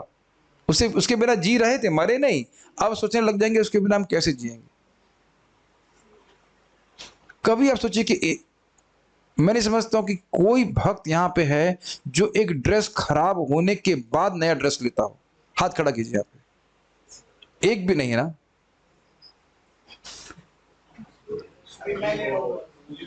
बहुत रेयर कहीं ऐसा होता है। प्रायः हम लोग लेने का मन करता तो क्या उसी धन को किसी किसी वैष्णव भक्त की सेवा में नहीं लगा सकते? थोड़ा सोचना चाहिए बात। ब्रह्मचारी को यज्ञ करना चाहिए, गृहस्थ को दान देना चाहिए और वानप्रस्थ या सन्यास आश्रम वाले व्यक्ति को तपस्या करनी चाहिए। वैसे सभी के लिए है भक्ति करना। समस्त आश्रमों अथवा आत्म साक्षात्कार के पथ पर जीवन के समस्त आश्रमों के लिए यही सामान्य कर्तव्य। यहाँ एक बात बहुत महत्वपूर्ण है, क्योंकि गृहस्थी में भोग का संस्कार बहुत अधिक होता है, उसके मार्जन के लिए वानप्रस्थ में विशेष रूप से तपस्या, जप आदि का विशेष महत्व है। जो व्यक्ति ब्रह्मचारी रह गया उसके लिए भोग नहीं है, उसका कुछ संपर्क ही नहीं स्त्री इत्यादि से। तो ये जो भोग का संस्कार है, इसका मार्जन करने के लिए विशेष रूप से वानप्रस्थ जीवन में विशेष रूप से भक्ति करने के लिए बोला जा रहा है। 50 साल के बाद अब कुछ भी काम नहीं होना चाहिए और ब्रेक पहले से लगने शुरू हो जाने चाहिए। ये सब एवरीथिंग मेक्स सेंस अगर हमारे जीवन में आत्म साक्षात्कार भगवत प्राप्ति लक्ष्य है, और नहीं तो फिर लगे रहिए। ब्रह्मचर्य जीवन में काफी प्रशिक्षण दिया जाता है जिससे मनुष्य यह समझ ले कि यह संसार रूपी संपत्ति भगवान की है। अतएव कोई भी व्यक्ति संसार की किसी वस्तु का स्वामी होने का दावा नहीं कर सकता। अतः गृहस्थ जीवन जिसमें विषय भोग के लिए एक प्रकार की छूट है, उसमें मनुष्य को भगवान की सेवा के निमित्त दान देना चाहिए। एकदम स्पष्ट बात है। भगवान की शक्ति के भंडार से ही शक्ति उत्पन्न होती है जो प्रत्येक को प्रदान की जाती है। जो कुछ मिला है भगवान के द्वारा प्राप्त है। अतएव ऐसी शक्ति के द्वारा किए गए कार्यों को भगवान की दिव्य प्रेममयी सेवा के रूप में अर्पित करना चाहिए। स्पष्ट है, किसी के पास बुद्धि है, किसी के पास धन है। पर यहाँ पे भी जो व्यवस्था है, ये लैपटॉप किसी ने स्पॉन्सर किया है ना, ये वेबकैम मैं तो पैसा कमाता लिखा, उस पुराने वाले जॉब के बारे में तो नहीं पता, शेयर मार्केट के बारे में तो नहीं पता जो मैंने इन्वेस्ट किया। तो आप देख रहे ना, मैं शेयर में इन्वेस्ट कर रहा हूँ ना, मैं नौकरी कर रहा हूँ। तो जो भी यहाँ पे व्यवस्था है, स्पीकर है, सभी किसी के धन के द्वारा ही आया है। और ये ध्यान दीजिएगा कि जितना लाभ मुझे भागवत के प्रचार के द्वारा मिल रहा है, उसमें जो जो लोग भी सहायता कर रहे हैं उस सबको बराबर लाभ मिलेगा, क्योंकि इस कार्य का प्रभाव या लाभ अनंत है। आप लोग बैठ के सुन रहे हो तो तभी क्लास हो रही है। कोई आएगा नहीं तो मैं दीवालों क्लास दूंगा। ये भक्ति का मार्ग अत्यंत उदार, मैं फिर रिपीट कर रहा हूं। करना मत रूप प्रसाद बना रहे हैं, कोई भक्त सर्विंग कर रहा है, किसी ने स्पॉन्सर किया है, किसी ने आइडिया दिया है, उस सबको बराबर लाभ मिलता है मृत्यु के बाद। ये मैं कई बार रिपीट कर चुका हूं। इसीलिए सब लोगों को ऑब्सेस्ड हो जाना चाहिए हरि नाम का प्रचार करने के लिए। ऑब्सेशन समझते हैं? क्या बोलेगा ऑब्सेशन को हिंदी में? आग्रह शब्द और नहीं। ऑब्सेशन में एक तरह का पागलपन कि कैसे मैं हरि कृष्ण मंत्र का प्रचार कर सकूं, कैसे मैं अन्यों की मदद कर सकूं, कि जो जो नाम जाप कर रहा है वो सब आपके अकाउंट में भी जा रहा है। हमारे हम देखा था, हमारी दीक्षा हुई थी, सब माला किसी भक्त ने स्पॉन्सर करी थी। Can you imagine? सबने सारी माला एक व्यक्ति ने स्पॉन्सर करी थी। मैं जो जो माला कर रहा हूं सब उसके अकाउंट में जा रही है। मेरे पास तो आ ही रहा है, उसके पास भी जा रहा है। ये अक्षय है भक्ति का। तो बहुत बुद्धिमानी है। दान देना खर्चा नहीं, इन्वेस्टमेंट है। जैसे यहां पे भी आप लोग फिक्स डिपॉजिट में पैसा लगाए हैं ना। अरे आपने नहीं लगाया, मैं जिन लोग लगाए हैं उनकी बात कर रहा हूं। तो सोचते हैं अरे मेरा पैसा तो खो गया, बोलते हैं ऐसा नहीं। समय आने पर कालांतर में ये पैसा घूम के वापस आएगा, ये तो समझते हैं ना। उसी प्रकार से जब हम किसी को दान देते हैं तो वह उस जिस व्यक्ति को दिया है उसकी योग्यता के अनुसार बहुत अधिक वापस आता है। ये आप उसके लिए पढ़ लीजिए 2:3:17 आयुर हरति वै पुंसम में इस श्लोक को व्याख्या की जाती है। तो ये इन्वेस्टमेंट है, बुद्धिमानी है। अतएव हाँ, जिस प्रकार नदियां सागर से बादलों के माध्यम से जल प्राप्त करती हैं और पुनः समुद्र में मिल जाती है, उसी प्रकार हमारी शक्ति भगवान की शक्ति के सर्वोपरि स्रोत से प्राप्त होती है और हमें इसे भगवान को लौटाना होता है। क्लियर है? जो कुछ प्राप्त है भगवान को समर्पित करना चाहिए। ऐसे समझिए, सब कुछ भगवान का है। भगवान हमको अलाउ कर रहे हैं कि 50% हम यूज कर रहे हैं। एटलीस्ट क्लास में तो हाँ बोल ही देते हैं। हमारी शक्ति की पूर्णता इसी में है। अतः भगवत गीता में भगवान कहते हैं कि हम जो भी करते हैं, जो भी तपस्या करते हैं, जो भी यज्ञ करते हैं, जो भी खाते या दान देते हैं, वह सब उन्हें भगवान को ही समर्पित किया जाना चाहिए। यत् करोषि यद अश्नासि यत् जुहोसि ददासि यत् तपस्यसि कौन्तेय तद कुरुष्व दर्पणम। क्या फायदा होगा उसका? शुभाशुभ फलैरेवं मोक्षसे कर्म बंधनैः संन्यास योग युक्तात्मा विमुक्तो माम उपैष्यसि। इस प्रकार से अगर तुम सभी हर प्रकार से मुझको समर्पित रहोगे तो क्या होगा? शुभ और अशुभ दोनों कर्मों के फल से मुक्त होकर तुम मेरे पास आ जाओगे। अब समझ में आया ये बात? हर व्यक्ति को भगवान ने अलग अलग क्षमता दी है और इसको भगवान की सेवा में लगाना चाहिए। उधार ली गई अपनी शक्ति के उपयोग की यही विधि है।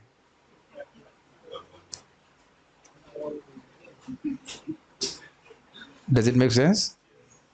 प्रभा के शब्द बड़े सुंदर है और इंग्लिश और सुंदर होंगे। इंग्लिश में क्या बोले होंगे?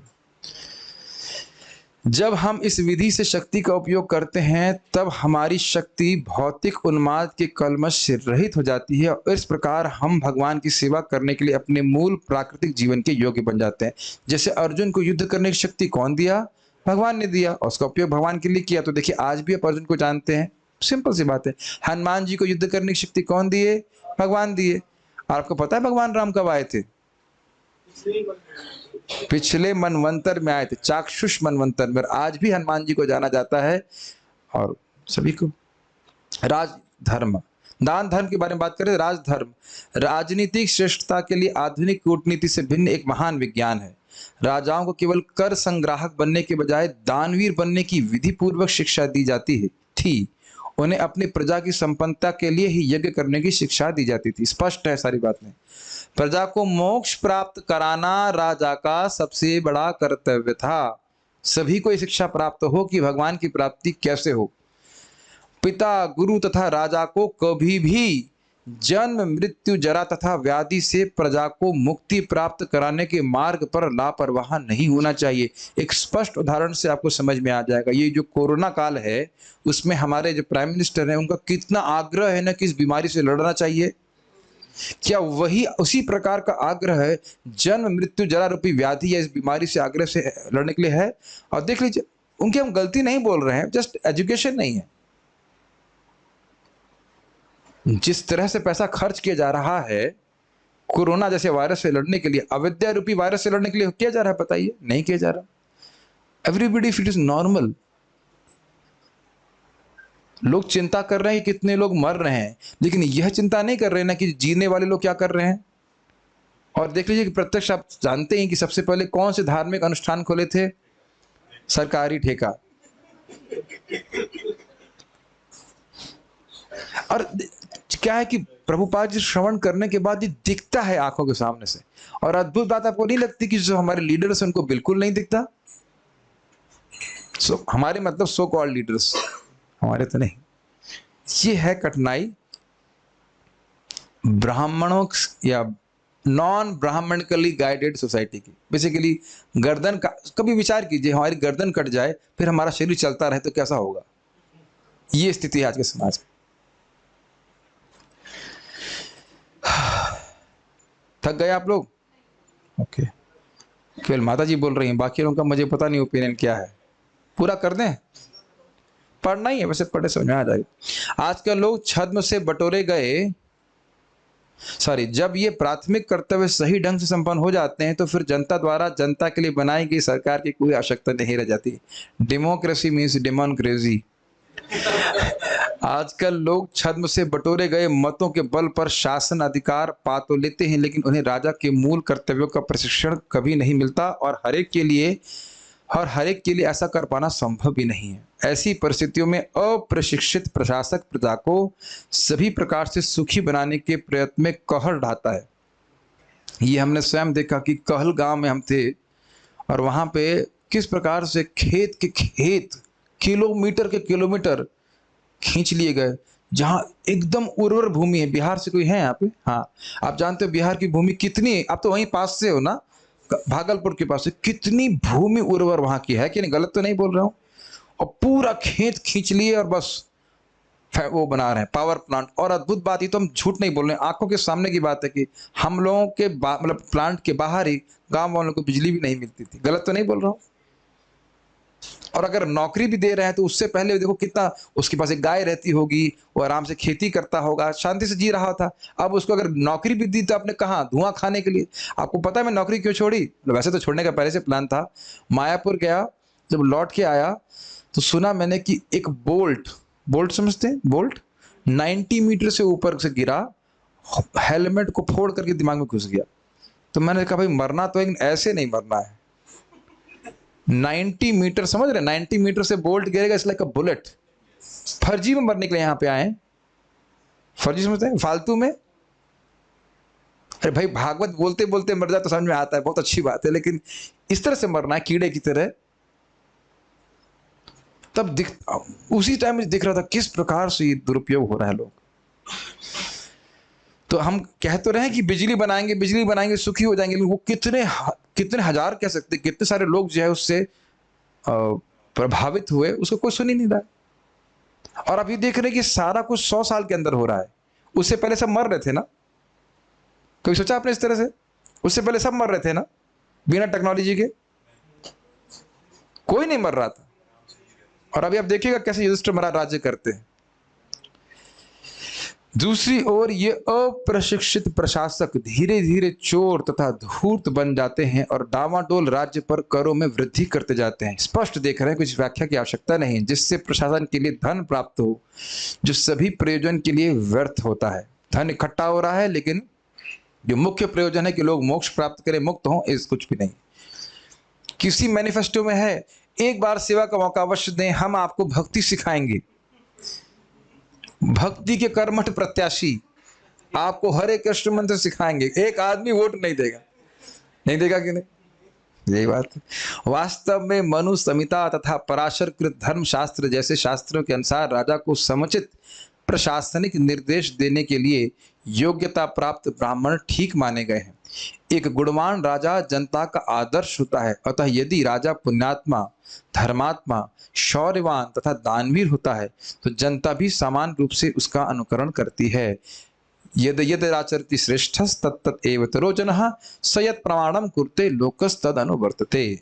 ऐसा राजा आलसी विषयी व्यक्ति नहीं होता जो प्रजा पर आश्रित रहता हो, अपितु चोरों तथा डाकुओं का वध करने में सदैव सतर्क रहता है। स्पष्ट है, पुण्यात्मा राजा कभी भी व्यर्थ की अहिंसा के नाम पर डाकुओं तथा चोरों पर दया नहीं किया करते थे। डाकुओं तथा चोरों को इस प्रकार दंडित किया जाता था कि भविष्य में कोई सुनियोजित ढंग से ऐसे दुष्कर्म करने का साहस भी ना कर सके। हम अपने प्यूरिफिकेशन के लिए पढ़ रहे हैं, बाकी बातें स्पष्ट हैं, मुझे आज ऑलमोस्ट क्लास नहीं देनी है, टू रीड इट। आज की तरह ऐसे डाकू तथा चोर कभी भी प्रशासन चलाने के लिए नहीं होते थे। तब कर लगाने के नियम सरल थे, न तो कोई जबरदस्ती की जाती थी न घुसपैठ, बल्कि पता है जो प्रजा थी वो खुशी खुशी कर दिया करती थी। राजा इतना प्रेम से पालन कर रहे हैं कि जो भी शायद 1/4 या जो कुछ भी सिस्टम था वो स्वयं देते थे। और जब भी वो होता था, क्या कहते हैं उसको, अकाल, तो कर राजा वसूल नहीं करता था। राजा को प्रजा की उपज का 1/4 लेने का अधिकार था। राजा को किसी को प्राप्त संपदा का 1/4 पर हक जताने का अधिकार था। किसी को इतना देने में कोई एतराज भी नहीं था, क्योंकि राजा के पुण्यात्मा होने तथा धार्मिक एकता होने के कारण प्रचुर प्राकृतिक संपदा होती थी, यथा अन्न, फल, फूल, रेशम, कपास, दूध, हीरे, जवाहरात, खनिज इत्यादि। अतएव कोई भी भौतिकता की दृष्टि से असंतुष्ट नहीं रहता था। अब आप सोच सकते हैं कि प्रभुपाद जी को इतना लंबा तात्पर्य लिखने की क्या आवश्यकता थी, क्योंकि ये सब बातें हमको नहीं पता है। अगर राजा धार्मिक है तो मैंने सुना है माघ महीने में अगर बारिश होती है तो कुछ प्रभुपाद जी कोटेशन देते हैं, तो उसका अर्थ है कि राजा धार्मिक है। भगवान की, राजा भगवान का प्रतिनिधि है, भगवान उससे प्रसन्न है अगर वो धर्म का पालन करता है। प्रजा कृषि तथा पशुधन में समृद्ध थी, अतएव उसके पास प्रचुर अन्न, फल तथा दूध था और उन्हें साबुन, सौंदर्य प्रसाधन यानी लिपस्टिक इत्यादि, सिनेमा तथा मदिरालों की कोई कृत्रिम आवश्यकता नहीं थी। आप लोगों को विश्वास नहीं होगा, लेकिन ये हम आंखों से देख के आए कि कैसे इंडोनेशिया में, स्पेशली बाली में, कोई इंडस्ट्री नहीं है। वहां आपको कोई फल में केमिकल नहीं मिलेगा, किसी गेहूं चावल किसी चीज में केमिकल नहीं मिलेगा। हमारे लिए बिल्कुल एकदम एक हेवनली प्लेनेट जैसी बात हो जाएगी ना। मैंने आंखों से देखा ऐसा स्कूल जहां बच्चों को रोड साफ करने की प्रशिक्षण दिया जा रहा है। मेरे आंखों से देखा मैंने, जो पब्लिक रोड है उसको बच्चे लोग, बच्चियां, बच्चे लोग सब साफ कर रहे हैं। काम यहाँ पता नहीं, वहां तो मैंने प्रत्यक्ष आंखों से देखा और जेन्युइनली सेवा की भावना। ऑल दो वहां पे भी बहुत सारी बातें हैं कि मांस वास खाते हैं, लेकिन फिर भी अलाउ ही नहीं है, इंडस्ट्री अलाउ ही नहीं है ही नहीं इंडस्ट्री। सोचिए तो जी कैसे रहें जरा बताइए। प्रैक्टिकल फल फूल बड़ा सुंदर सारा से, और अगर ऐसा भारत होता तो फिर क्या होता। था ही भारत, इसलिए कहने की बात नहीं, हम ही लोग बर्बाद किए जा रहे हैं। एक छोटे से बात सोचने वाली है, जब भारत को सोने की चिड़िया कहा जाता था तब कोई इंडस्ट्री नहीं थी।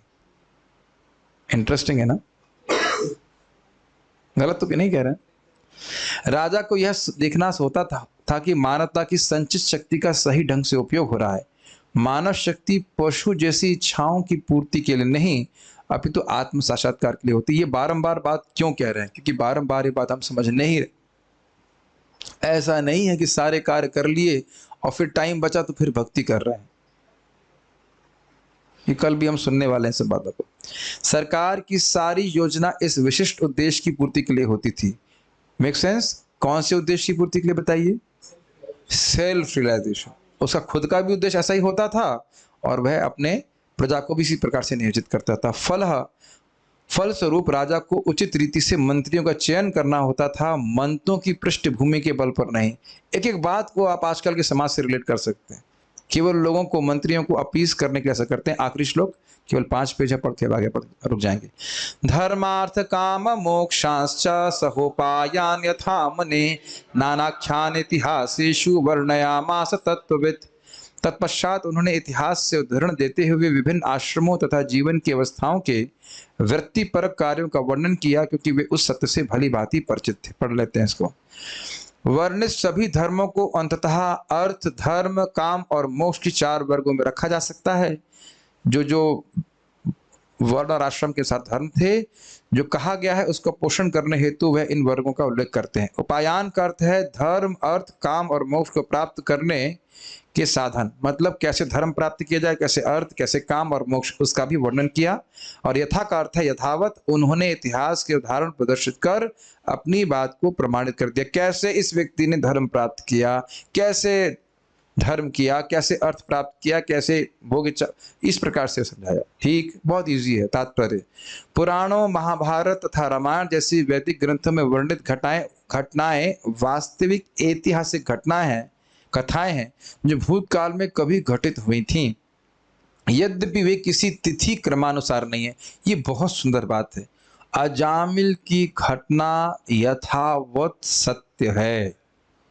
एक ही नाम से अनंत जन्म के पाप नष्ट होते हैं। भागवत में जैसा है उसको यथावत ग्रहण कीजिए। कब हुआ था अजामिल, ये वर्णन नहीं है। ये कुछ नहीं बोल रहे हैं कलयुग में था कि सतयुग में था कि क्या था। कहां लिखा है कलयुग में था? कौन से श्लोक में लिखा है?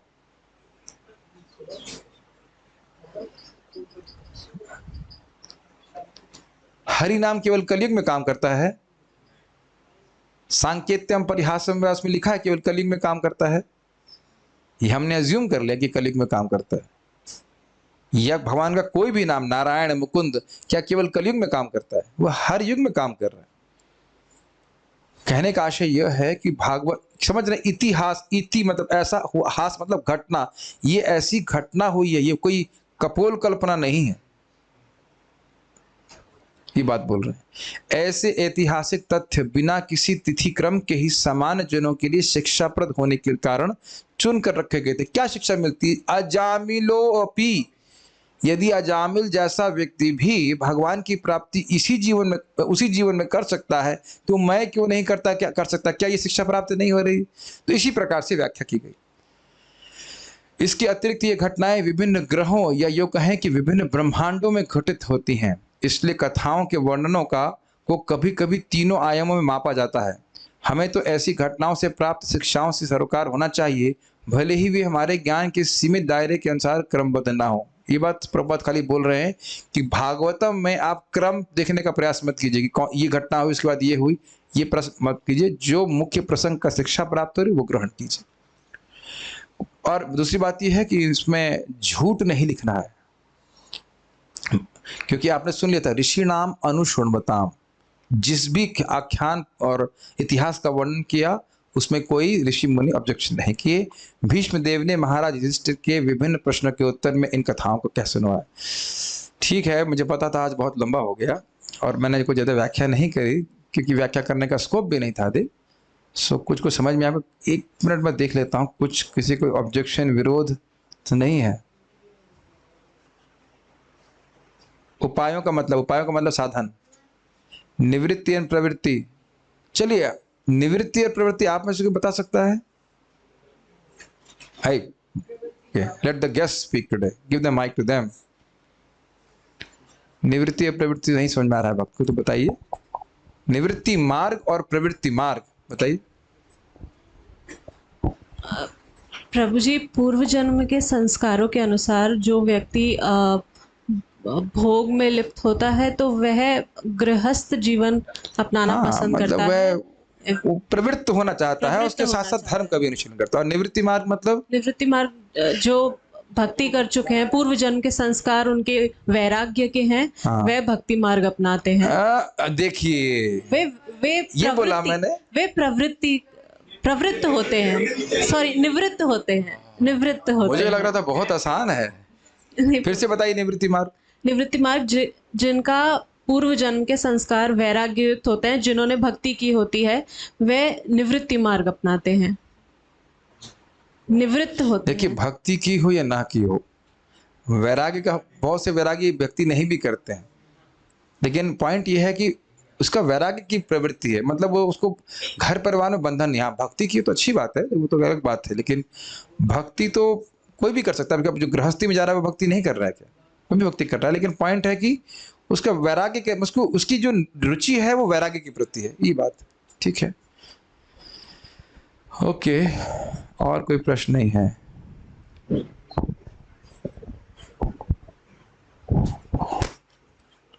क्षत्रिय वेश भी पतित हो जाते हैं। ठीक है, कुछ नहीं पूछ रहे हैं आज, मेरे ख्याल से कोई प्रश्न नहीं। Okay, will stop here now.